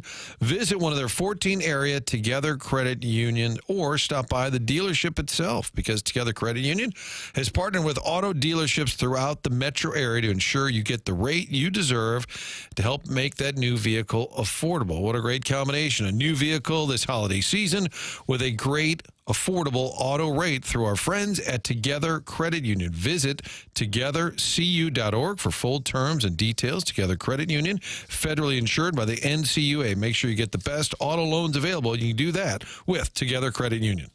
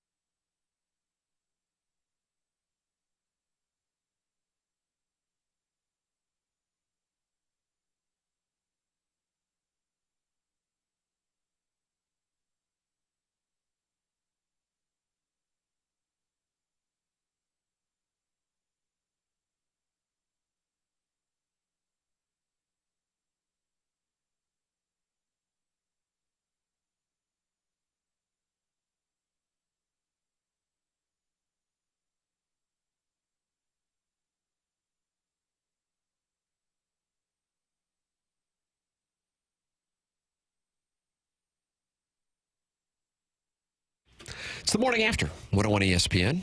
Tim McKernan, Doug Vaughn, Chairman Kurt, as Martin Kilcoyne has a thing at 10 o'clock, Doug, so he had to go tend to the thing. Okay, I understand. And Jackson Burkett. So who have we had on the program here today? Bob Wallace in studio in the 8 o'clock hour. Andy Crouppen. Andy Crouppen. And the governor, Steve Klein, former Cardinal reliever, with us as the surprise guest. John Kelly is going to join us coming up on the evening that was in New York City at Madison Square Garden. I'm anxious to get his perspective on what we've seen over the last 48 hours with the Blues and the differences he saw in last night's performance versus the previous number of games here in St. Louis, with the Blues getting outscored 17-4. Lou Korek with that stat that Martin quoted in the third period. And last night they outscored the Rangers 3-0. I don't know. It was a fun game to watch. I was thinking that even when it was 2-2 going into the third period. And then for them to play the way that they did and get the win gives people a little kick in the backside going into tomorrow night. Should have some energy in the building on a 4-day weekend for the Saturday night game against the Flyers before they head out on the Western Canadian road trip. So John Kelly coming up here on the Callier and Thompson phone lines. Design, Air, Heating, and Cooling email today coming your way at 10:45. Send yours in the morning after at InsideSTL.com. Jackson, what's the standings here? Because there's only today and tomorrow for the month of November. And then you got to get in the Milagro Tequila Listener of the Month category. Go to TMASTL.com to sign up to be the Milagro Tequila Listener of the Month. What are the standings, sir? JV golf coach with an outstanding email yesterday takes a one-goal lead over Buck Swope, 7-6. Okay. This is the last month for people to get in the Listener of the Year race, right? That's right. DJ Patty Cake's not happy, saying we couldn't get Monty on today. Question mark? Didn't effort them, to be honest with you. Doug? Figured he was busy. We got John Kelly. What do you want? That's right. He was probably busy. Yeah. He probably was. He's Mark blue Milton's collar. busy. He's handling things at stltaxlawyer.com. Well, he's busy. If you weren't busy taking care of your tax issues earlier, maybe you forgot to or just didn't want to file your income taxes. He says you'd be surprised how many people just don't file their income taxes and thinking they'll never get caught and nothing will ever happen. And then a couple years down the road, you get that call from the godforsaken tax man, and now you've got problems. So if you have years of unfiled tax returns or tax liens, bank levies, wage garnishments keeping you up at night, you could be facing an IRS criminal investigation. It gets really serious if you don't take care of this stuff. If so, contact STL Tax Lawyer Mark Milton at stltaxlawyer.com. Mark Milton and stltaxlawyer.com provide a local and holistic approach to tax resolution. Don't be sucked into the out-of-town tax resolution groups you hear about on TV and radio. Mark started his legal career with the Department of Justice Tax Division in Washington, D.C., where he represented the IRS in tax cases throughout the country and even received the DOJ's Outstanding Trial Attorney Award. This guy is top shelf. He now helps individuals and small businesses solve their tax problems. So if you have IRS problems, this is the guy you need to know. His name is Mark Milton, and he is at stltaxlawyer.com, and you'll be saying, hey, I'm not guilty. I'm with Milty. John Kelly coming up on the other side of the break. This is TMA 101 ESPN.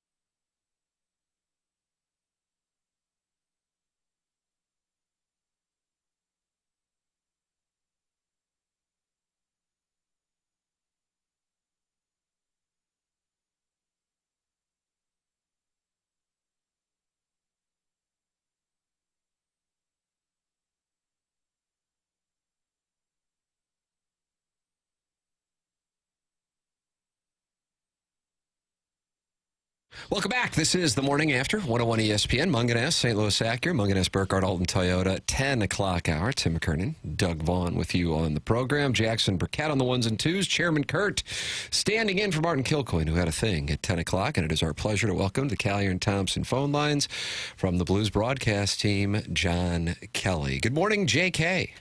Hey, Tim, how are you today? I am wonderful. I thought that last night, number one, I really enjoyed your call last night with Jamie Rivers. And number two, I feel like there is a kick in the backside for Blues fans after watching that last night because it was a fun game to watch, energy throughout, 43 shots on goal, and then the third period performance that had been lacking over the last 9 games. It had it all, including some scrap there at the end, and you had Rempe going all over the place. I mean, it kind of had it all. So you go, okay, and that's Jim Montgomery's first game. People are back on board and fired up. You are in New York. You're with the team. What is your read? What is your sense? Well, I mean, everything you said to me is on the mark. And, they played with renewed energy, as you'd expect. Anytime you get a coaching change, you're going to get a huge bump. And, they beat a good team last night. The Rangers coming in were 12-6-1. And, in talking to Jim Montgomery before the game, he wants to build these players up and get them more enthused and things like that. And, when you're losing, obviously, it's not just all on the coach. It's on the entire team, and it's not fun. So you got to be positive. And I like what Jim said after the game about sticking up for each other at the end of the second period when, Hofer came down the ice and he and Shesterkin had words, and then sticking up for the teammates when Rempe, laid out a couple of questionable hits. So all in all, it was a fantastic effort by the Blues. And I hope it continues. I'm sure it will. They're not going to win 5-2 every night. We know that. But it was a very impressive victory. And Joel Hofer played well. You think we might see a little bit more of him going forward? Yeah, I think so. I think that, one of the things with Drew Bannister and, his goaltending carousel, but the way he used his goaltenders is that, the Blues weren't winning a lot of games, as we know. So, the natural inclination is to go with your number one guy. But, the facts are Hofer, since his last win until last night on October 19th, had played in only 3 games. So that's over a month and only 3 games. So I think that they probably played Binnington a little bit too much. And I think in talking to the coaches and, Davey Alexander, the goaltending coach, I think they would like to get Hofer in more games and not, have him sit like he did. That's just a guess. But he's a good goaltender. He won his first 3 games this year. Had a really good year last year. So I think we will see a bit more of Joel Hofer moving forward. Jim Montgomery hired and gets a 5-year deal, and we immediately see the team looking different. That's certainly something that is exciting for Blues fans. I think, moreover, people were on board with it, JK, but feeling badly for Drew Bannister. But when it gets down to it, I think that at the core of the move is you got a guy who you can get who's going to improve your organization, and you do it. And unfortunately, you're going to have things like Drew Bannister losing his job on the short end of it. Robert Thomas went out of his way to make comments at the outset of his media session yesterday about it. You get to see this from both sides of it, both as a broadcaster and then behind the scenes. What is your observation on all that has taken place over the last 48 hours with the Blues, Bannister, Montgomery, and this roster? Well, again, I think you're right. And when you get a coach of Montgomery's caliber, you can't wait around. I think he would have been hired by another club within a week or 2. Really? Really? Wow, okay. I really do. He's that good a coach. Yeah. I mean, he coached Boston 2 years ago. They won over 60. They set an NHL record with wins and points a couple of years ago. Last year Boston got into the playoffs. I think they had 109 points. And remember, a lot of key players had retired from the Bruins a few years ago, including, Bergeron and Chara and Krejci. I mean, he did a really good job. And it's also no coincidence that since Montgomery left, the Blues numbers have been down. I mean, his last year as an assistant coach, they had, I think, 109 points. So it's not all on Jim. Believe me, he was the assistant coach, not taking anything away from Berube or the players. But this guy is a really good motivator, and he really connects with young players. And, in talking to Robert Thomas about him, he really likes him. And the young guys, I think, can connect. And I don't think it's a coincidence that last night Bolduc had his best game of his career by a mile, 2 goals on 7 shots. So, I think for the Blues right now, where they are in their evolution, I know they have some veteran players like Shen and obviously Suter and Parayko and Falk. But the core of this team really is the younger group, and they've got a lot more younger players coming, Tim, as we know.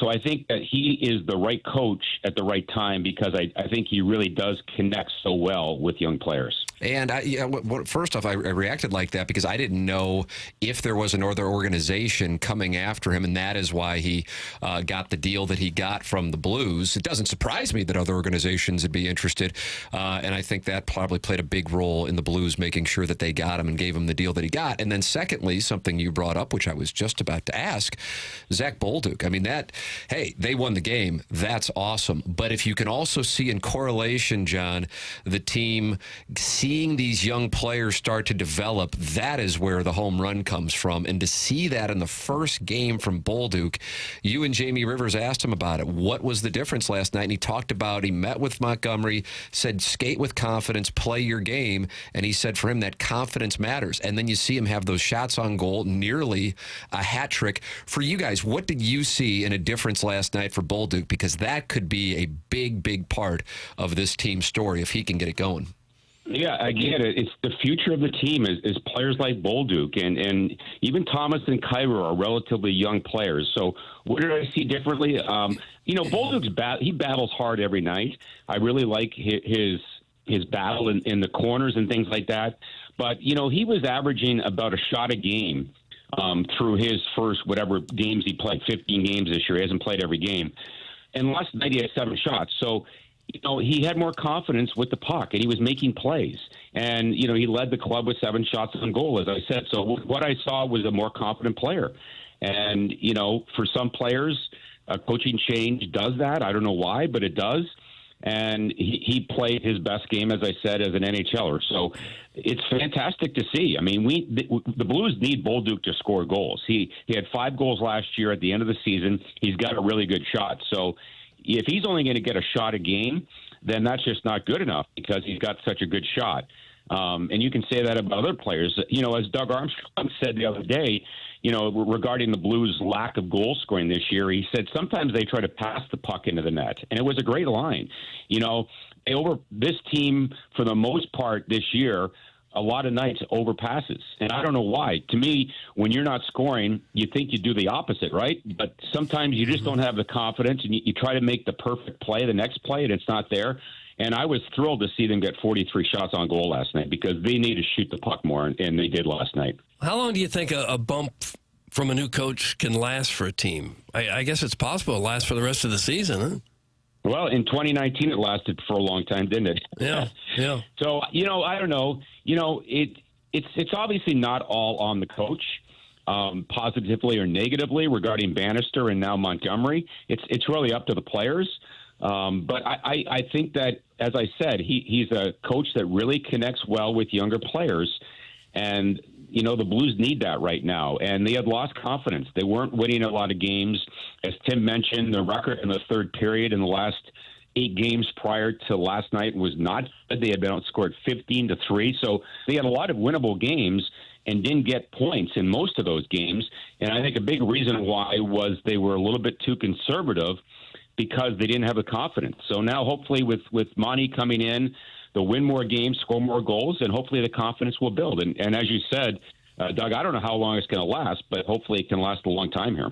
And, John, it is something that I know fans went to bed last night pretty excited who watched that game because, again, 43 shots. You beat a very good team on the road. And then you hear Jen Montgomery, whether it be yesterday morning or after the game, talking about blue collar, talking about it matching up with the city's personality. And Doug, you said it in the previous hour. It just feels like a fit. And if you see it translate to the ice, that's how you get people back on board. When you feel an organization's not just settling, they're trying to do what they can, not just in the short term to be competitive, but also to develop these young players. I just think it's been a really good 48 hours for the organization. And if that makes me sound like a rights holder, I don't care. I don't hold any rights. I just think it's a positive move. No, I agree. And, not to sound like a rights holder, which I guess I am, but he gets it. He does get it. He played here. He coached here. His wife is from St. Louis. Yep. So he understands, what Blues fans want. They want a blue-collar team. And, over the years, who have been the most popular players on the Blues? You're going back to the 80s, the Brian Sutters and then the Bobby Bassins. And, they loved Pat Maroon when he was here for that year, the Cup year. So they want that kind of play, and they also want to see them win games and play with enthusiasm. So, as I said, Jim gets it. And I think fans really enjoyed his comments yesterday morning and after the game. I think he was spot on. And I love that you weaved a St. Joan of Arc mention in last night with Richie Jankowski and Jim's wife, Emily Pixley. I know her sister, Sarah, and that's now Emily Montgomery. Anytime a St. Joan of Arc reference can be made on the broadcast, Doug, it's a win. I just like a St. Gabriel reference tomorrow night in New Jersey. That's all I'm asking for. That was your rivals, wasn't it? Yeah, but it's still the South Side District. And, okay. And, high tide lifts all boats. Well, they're no Parkway North. The Vikings. John, appreciate it. We know you guys are heading out on the bus, so thanks for making time for us this morning, and we appreciate it as always.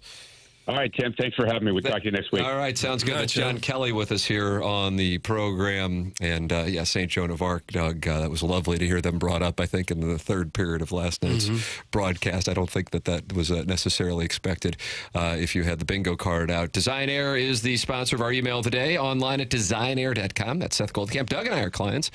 Martin's a client as well. They are the longest-running sponsor on TMA. That's Seth Goldcamp, fourth generation. And his great-grandfather started the business, and now he practices the same thing that his grandfather and father preached, and that is we don't upsell our customers, we fix it. And while it looks like it is going to be mighty cold over the next week or so, you want to get that heating system taken care of, work with Seth Goldcamp and his team at designair.com. Doug, beware, I see a 45% chance of snow on Saturday.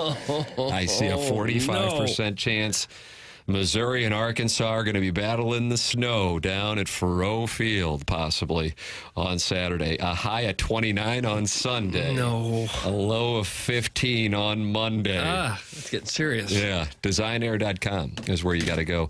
That's Seth Goldcamp and his team at designair.com. Jackson, you've been wanting to play this audio throughout the show, and I saw you altering the dossier as we went.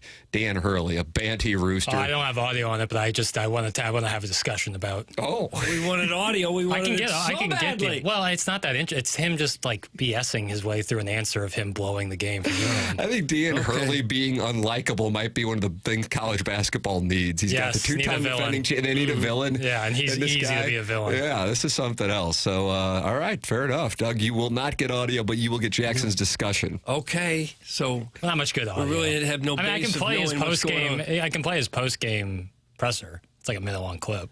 Well, could we play just like 15 seconds of it or so? 10, 15? I guess. You don't mind an awkward out cue anyway. Sure. That's kind of my brand. It is your brand. Jackson Burkett. Oh, that's the guy with the awkward out cues when he edits. Yeah, that's my and guy. that's all they say about me, which I'll take. The morning after at InsideSTL.com. Send your emails in for the Design Air Heating and Cooling email today. This is TMA on 101 ESPN.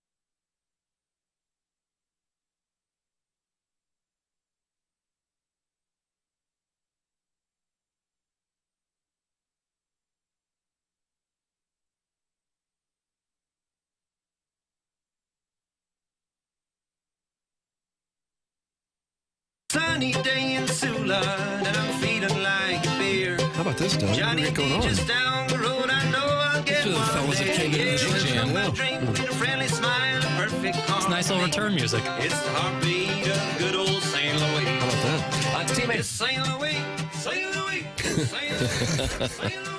Did that right in these microphones that we're using right now? Right, same mics. Yeah. 101 ESPN. The show is presented to you by Brown and Crouppen. Tim McKernan, Doug Vaughn, Chairman Kurt, and for Martin Kilcoyne, Jackson Burkett with you on the program. Jackson, you've been sitting on this one for 3 hours and 28 minutes, and you've wanted this. This is the star of your dossier today, I feel like, because Dan Hurley of UConn fell to his knees and got teed up yesterday as Missouri's nemesis, Memphis. Missouri had a big lead on Memphis. 14-point lead. And then wound up losing. And, boy, what a dispiriting second half that was when they opened up their season. But Memphis went and beat the number 2 team in the country yesterday in the Maui Invitational. And Memphis is 5-0 on the season now. Yep, they're really good. But listen, I know where college basketball is in the pecking order, in particular at this point of the season. But that's where Dan Hurley comes into play, the head coach of the 2-time defending national champion UConn Huskies. And Jackson, are you a fan? What do you got here? General, it's tough to be like a guy who's won back-to-back titles. His offense is unbelievable. Like, he's a great coach, but there's times where he's so intense on the sidelines that he becomes the show. Mm-hmm. He becomes, it's all about that's me. what he wants. And when you get a technical foul for screaming at the officials in a tie game where you're down 2 in overtime against a really good team, and I get it's the Maui Invitational earlier in the year, it doesn't, in the grand scheme of things, it doesn't really matter. But that's just like a microcosm of what could happen in a much bigger situation. That he can't control his emotions? It's ridiculous. I don't care if it's the worst foul call you've ever seen. You're an adult man. You have to be able to control your emotions just a little bit to not get teed up. Mm-hmm. And the team lost by 2 points. Where can you take away 2 points from? We talk about in golf. Where can you eliminate bad strokes? Where can you eliminate 2 bad points? Probably the technical foul you got in overtime for an over-the-back call. Get over it. It's not even a shooting foul. This really bothers you, doesn't it? I just don't like, it doesn't really bother me. I'll tell you what bothers Doug more is that these guys go coach in Maui and they dress up like they're going to a luau. Well, that's always right. And sometimes it's just as simple as untucking their shirt. Right. and that's so Dan Hurley was teed up yesterday in overtime, down 2 points, not wearing a suit, but yet wearing something like he was going to a pig roast on the Big Island. I don't know if that's a Hawaiian shirt or a Guayabara shirt that's big in Cuba. Something like that. It always goes back to what the players and the coaches are wearing for you. I mean, dude, he's literally being restrained by an assistant coach. Yeah. We are playing in Maui. It's an invitational tournament. So if you would have been playing in downtown St. Louis, you would have been like, okay, that's the brand. If this was March and it was a Big East big game, I would maybe be like, all right, well, the stakes are pretty high. This is a Maui invitational, but it's against a really good team. Like, Memphis is a good team. They'll probably be a Maybe tournament you team. wanted to go undefeated. You never know, but either way, you're back-to-back defending champion. Mm-hmm. We're talking about the National Butt Lick Association again. No, Come on. College basketball. College. I thought that was what you guys liked. No, what you say, you guys, me and Doug? No, not you guys. Those guys. It's kind of a surprise that a guy so emotionally unhinged and unable to control himself could reach to the top level of college basketball, because he's right at the top. No, I would say he's the tippy top now that Calipari has made the move to Woo Pig.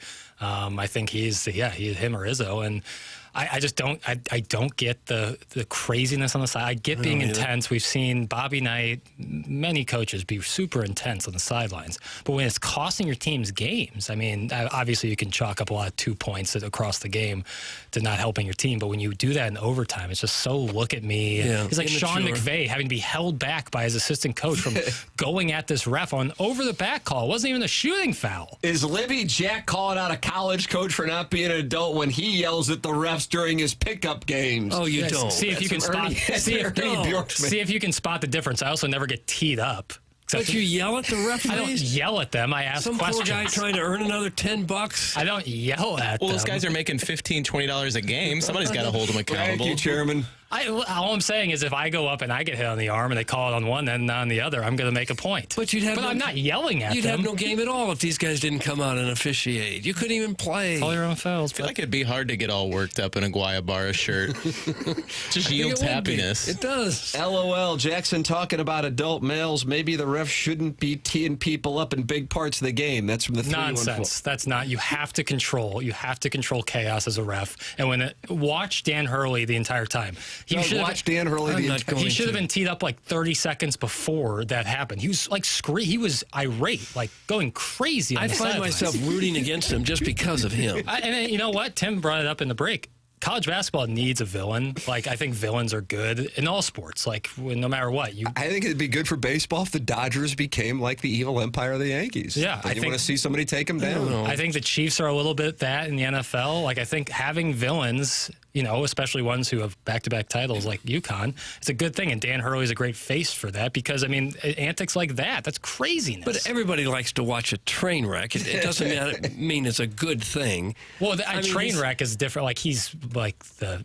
What message is being sent around the country that one of the top coaches in college basketball can act like just a petulant child? Yeah, I agree. When things don't go his way. Agreed. I don't think that's a good thing. Jeff says Jackson is grifting. Yeah, I saw that. You're getting accused of grifting in here. Someone will need to explain, Jeff or whoever, on how I'm grifting. This is just my opinion. Jeff, I'm not making any money. Chairman Kurt will put you on 314-974-0101 Collier and Thompson phone lines. An accusation of grifting, Doug, is serious charge. Doug, you did some coaching. You ever been tossed out of a game at any level? Not once? No. And you were known as the Wizard of Crestwood at St. Kitty's? I coached a little bit of like high school summer ball when I was fresh out of college. Yeah. And I had a run where we had I think I got thrown out of 3 out of the first 6 games one Slava season. Oh, why? It was a look in the mirror moment. I was fiery out of college. Was this baseball? Yeah. You were like arguing balls and strikes? You're like Earl Weaver? Call them both ways, Blue. You don't typically argue balls and strikes, but a mismanaged balk call, maybe I got a little worked up about. I still, three times?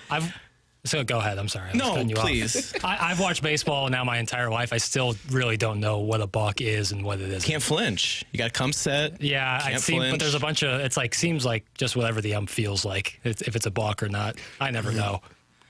I wouldn't be much of a. I would never get thrown out of a baseball game. Now, basketball games, I could definitely see myself getting tossed from. Gosh, but I don't coach. Self-control. I don't coach Just a little bit. I don't coach UConn, and I don't do it in overtime of an important game against Memphis. Well, when the Jefferson County Barnstormers got together with the Johnny Mac Thunder, all bets were off. Oh, really? Those two teams just didn't like each other. Yeah, scrap metal. Throw the record books out the window. Turn that idiot's mic off. It's bad enough I have to hear Memphis Grizzlies game recaps during the break. Now I have to hear about some lame-ass whiny coach in Connecticut. Just stop now. Interrogate yourself, virgin. That's from the Warson Woods wacko. I don't care about what he says, but regardless, I am the one who turns on and off the mic, so sorry. You have to deal with it. It's kind of a power play on your part. You got 6 minutes of college basketball talk. I don't know how you'll recover.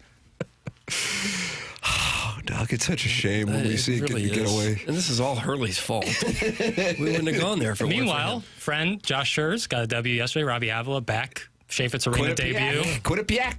Defeating Quinnipiac. I cringe now every time Avila jumps or drives the lane or something for fear he's going to get hurt again. We got to get him in the high tops. I think Josh Schurz is going to be in not next week, but the following week again. Awesome. Yeah. Love talking over with him. Yeah, so that'll be good to talk it over with him here on the program. Send your emails in. We got that Design Air Heating and Cooling email today coming up about 10:45. Buck Swope and JV Golf Coach battling it out down the stretch. You can compete with the greats. Email into the program. Anything is welcome. The morning after at InsideSTL.com. James Carlton of the Carlton State Farm Insurance Agency, loyal sponsor on both TMA and the Tim McKernan Show podcast. And you can send in questions or comments for that at T McKernan at InsideSTL.com. Anything is welcome there. And you can use profanity there. Hell, it's encouraged. Oh, really? Team McKernan at InsideSTL.com. James Carlton's online at carltoninsurance.net.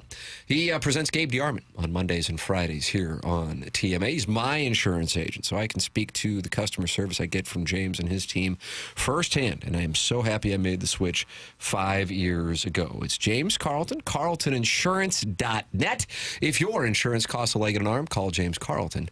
State Farm. Tim McKernan, Doug Vaughn, Chairman Kurt, Jackson Burkett with you. This is TMA on 101 ESPN.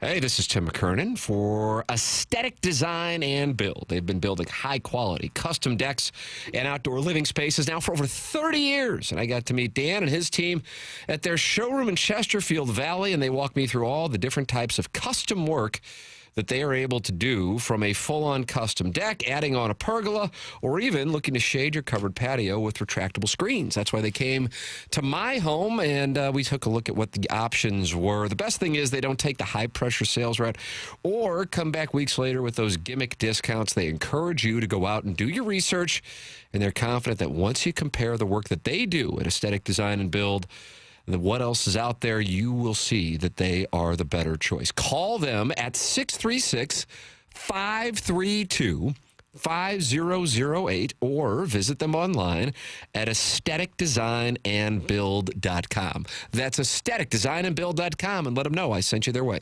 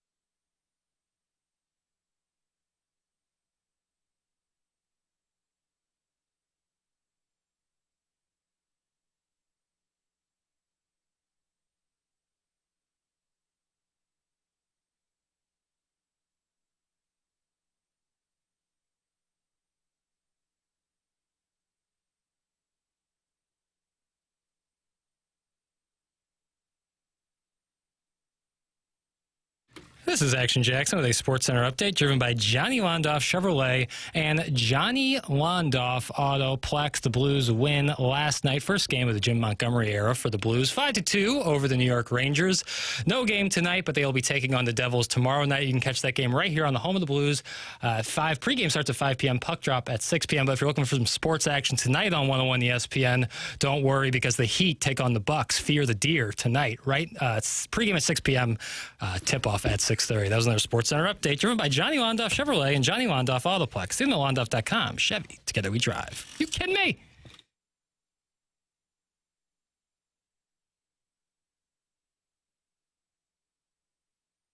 Welcome back. Tim McKernan, Doug Vaughn, Jackson Burkett, Chairman Kurt with you on the program. And you're welcome to partake in the Design Air Heating and Cooling email today, which is coming your way momentarily. Jackson's coming off the Dan what is now known. There might be a 30 for 30 on the Dan Early segment. Oh, they're not happy with the segment? What? God, this is a complete waste of a segment. Nothing says from the 314 from Big Tuft. Nothing says St. Louis sports talk like Connecticut basketball. Yeah, keep crying. Gosh. That's what I say. You can't win. No, what the hell? We talked about it for 6 minutes at 10:30. But you demanded that it be shoehorned in the program. Yeah, eventually. Scott's wrinkled ball sack writes in, my wife was thrown out of a 6th grade basketball game this year, received 4 consecutive technicals for asking for a timeout and telling the referee to do his job.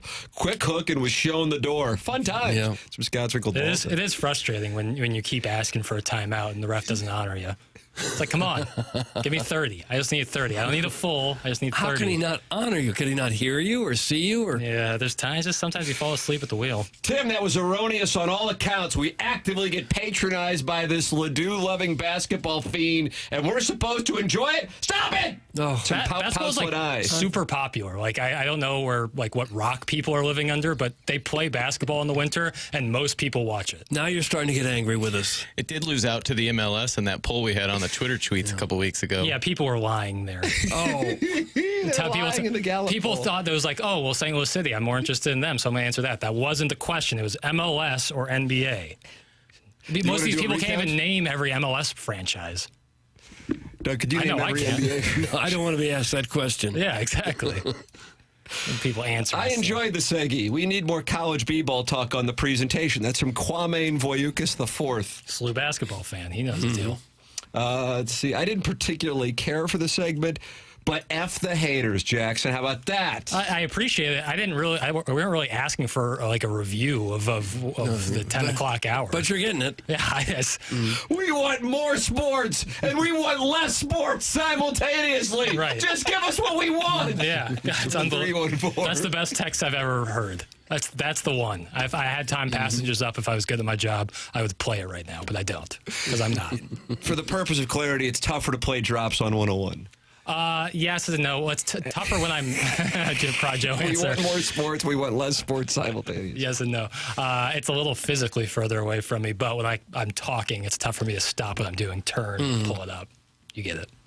Doug, you understand? Maybe you need a headset mic instead of this stationary mic that doesn't move with you. Oh, like a Britney Spears mic? Yeah. I think that'd be good. That'd be nice. Yeah, I'd like that. It'd work probably for all of us. Yeah. Your job's based off reviews, asshat. No, it's your job's based off our reviews. That's from the 314. Wrong. Do you enjoy being called asshat? That's fine. I've been called worse. Do you? That off. Okay. Doug, do you want to tell us about Schaefer Dory Company? I think you do. Yeah, you can call them anytime. Yeah, they don't Jason care what you call not them. going to yell at you about UConn. No, they don't care what you call them. Just call them if you have a garage door problem. It is the largest working part in your home. Sometimes things are going to go wrong with it, and when it does, the name that comes to mind should be Schaefer Door. That's SCHAEFER, Schaefer Door. They like to spell it because there's some other businesses out there named Schaefer, but with different spelling. So here it is again. Yeah. SCHAEFER. They service all kinds of garage doors for service and new installs with LiftMaster. LiftMaster garage door openers are strong, quiet, and they are versatile. I've had Schaefer Door out to my house a couple times. Thought I might need a whole new door. I was about 30 years old. Nope, I just needed a strut, and they got me taken care of. Just lickety-split. Now my garage door works absolutely fine. If you have a problem on a Monday morning, they have a special Monday morning standby services for those doors that break over the weekend. No door is too big for them. They handle those giant warehouse doors all the time. Schaefer's experience in those types of jobs as well. The service techs are not commission-based, so they're not going to try to upsell you anything. They just want your garage door to get working again, and they want you to remember their name when you have an issue. So go to SchaeferDoor.com and call them or text 636-782-3608. And Schaefer Door is a LiftMaster partner. Do you want to support the EDF Group as a sponsor of TMA? It's real simple. Do you have a fire extinguisher where you work? The answer is yes, you certainly do. So please email the EDF Group at fire@theedfgroup.com so a technician can come out and explain to your team how the EDF Group can save your company money. Again, that email address is fire@theedfgroup.com. The EDF Group is hot and will prevent your facility from having hot fires. Experience the EDF Group difference. Learn more at theedfgroup.com. Design, Air, Heating, and Cooling email the day next here on TMA 101 ESPN.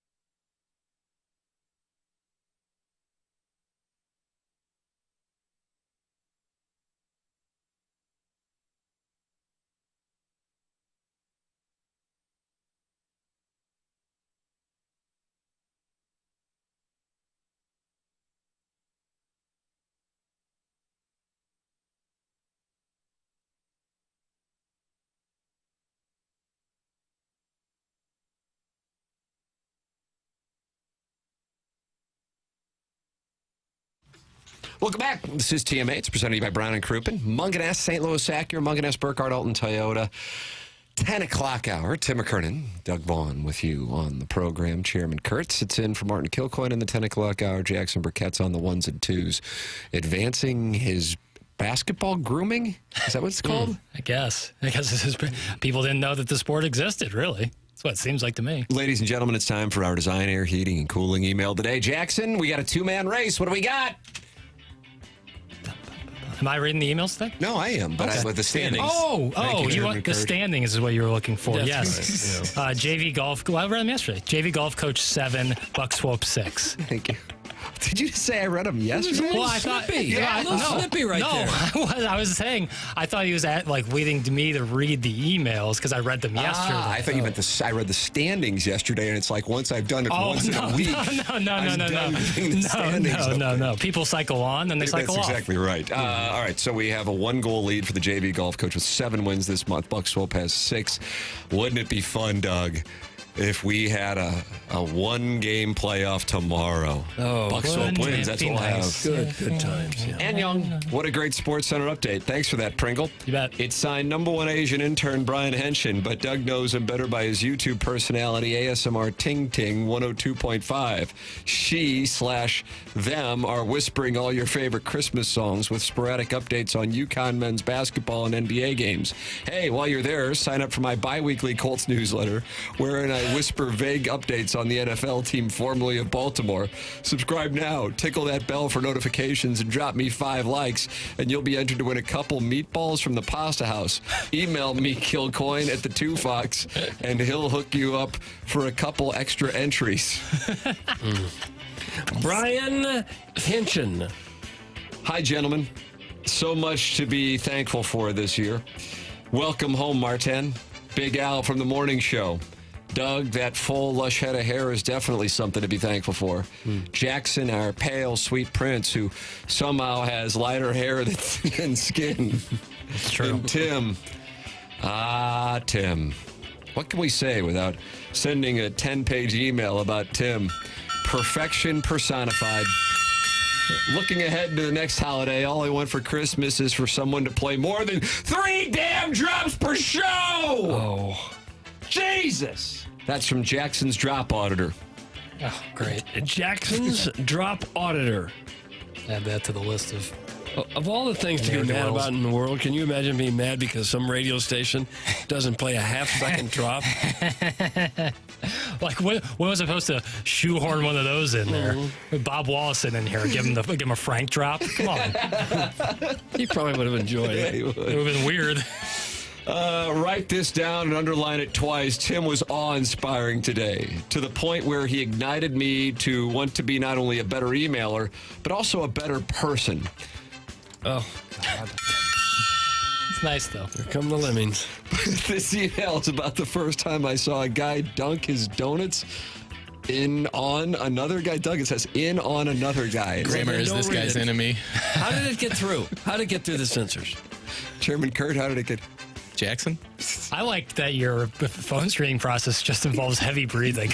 I'm really into that. I don't know where that narrative came from. I think Buzz. I think call her Buzz. I like Buzz, but that's just false. November 28th, 1991. We were all at my Uncle Ronnie's house when up came driving my other Uncle Bart in his 18-wheeler, Peterbilt sleeper cab.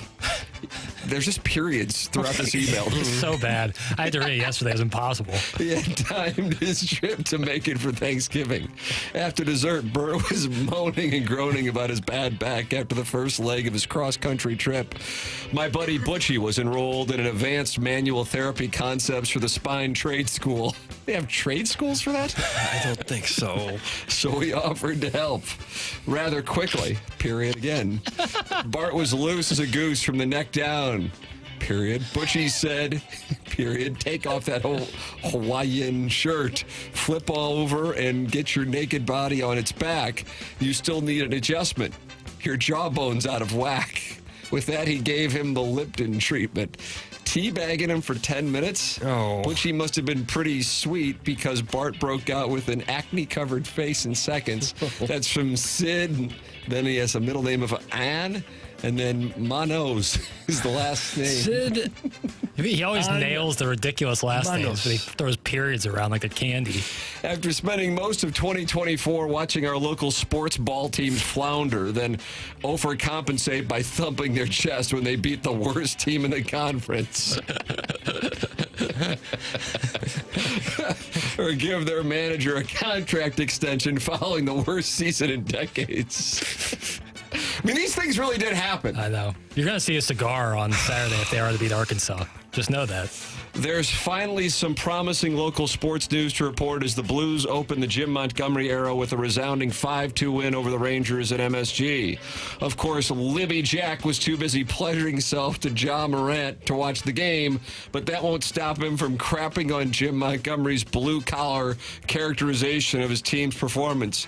Go schedule some more tweets spoiling Martin's surprise guess, and then watch more Dan Hurley whining porn and let the adults break down the audio forensics of the high-pitched gentleman who asked Zach Bolduc to take his shirt off. We already closed that case. I did. Good work, Dylan Chairman. Holloway is the answer? Yep. You know, you talk about the Lister of the Month race, and you got feisty Lisa, who likes to hold Mozeliak accountable for hiring inexperienced managers. And you got Kyle, who wanted the Cardinals batters to hit from their chest to their belly buttons. Yeah. And you had Steven, the Festus Old, who called multiple times to find out where he could find the parody Cardinals return music. And you got Scott, who called in at 7:05 to get Doug's take on the Chiefs' depth at left tackle. These are all real things that happen. And then you had the unnamed caller who call screener Kurt simply described as good one, who wanted to talk butt jokes and hit the upper corner of the uncomfortable / hilarious matrix. Not seen since Jimmy the Bull called in to accuse the Shrewsbury Seminary student of playing little tee-hee boy games. But I think my favorite would be the former major leaguer who got banned from the Cardinals fantasy camp for being naked with a toothbrush in his butt. Thanks, that's from Buck Swope. Gosh. Good email. Steve Klein could be the Milagro Swope. Tequila If he signs up. Lister of the Year. And finally, our leader this month. On Skanksgiving Eve, let's have a moment of silence for the guys who don't know what's about to hit them tomorrow night. Somewhere, there's a horny fella that hasn't been laid in over a year with unrealistic expectations. After wading through a sea cave of cocaine-fueled finance bros living off their dad's credit card at the overcrowded bar Napoli, he'll chat with an old acquaintance who won't stop bragging about holding the all-time record for scoring the most goals in Gallagher 12U soccer games. Later, he'll meet what he thinks is the girl of his dreams, but he'll be too drunk to realize that she's actually a 44-year-old divorcee with 3 kids and an active cold sore. Herpes simplex 2 is the least bit of his worries because he's going to buy a round for the entire bar to impress her, and some wise guy is going to put 100 Han bombs on his tab. By the time he actually makes it to Thanksgiving supper on Thursday, his mom will publicly disgrace him for being a hungover embarrassment in front of the whole family. Don't let this happen to you. Be careful tomorrow. You might regretfully hook up with a burly 50-year-old woman named Rhonda who works at Granite City Steel. You'll be having nightmares about her old lady skin and XL granny panties till the day you die. That's from the JV golf coach. And Doug, that's what we have for the Design Air Heating and Cooling email today. A couple good ones, but I'm going to vote for a fellow by the name of Buck Swope. Yeah, the mirror that Buck Swope held up on the month was just too good to pass up. I'm going Buck Swope. Buck Swope. Buck Swope is forced a one-game playoff tomorrow. Doug, this is going to be unbelievable. So exciting. So darned exciting. Munganast, the sponsor of the 10 o'clock hour. That's Jamie Burkhardt and Peter Munganast and Ryan Seiberg online at stlouisacura.com and altontoyota.com. Plus, they got a number out there for you to call or text. It's 314-252-0029. They want to be accessible, and you better believe, brother, that they are. 314-252-0029. That's for TMA listeners to call or text if you have a request for Munganast, St. Louis Acura, and Munganast Burkhardt, Alton Toyota online at stlouisacura.com or altontoyota.com. Time for us to shut it down. BK and Ferrari are up next for Jackson Burkett, Chairman Kurt, Martin Kilcoyne, my brother Kevin, Douglas Elvin Vaughn. I'm Tim McKernan. This has been TMA, presented to you by Brown and Crouppen on 101 ESPN.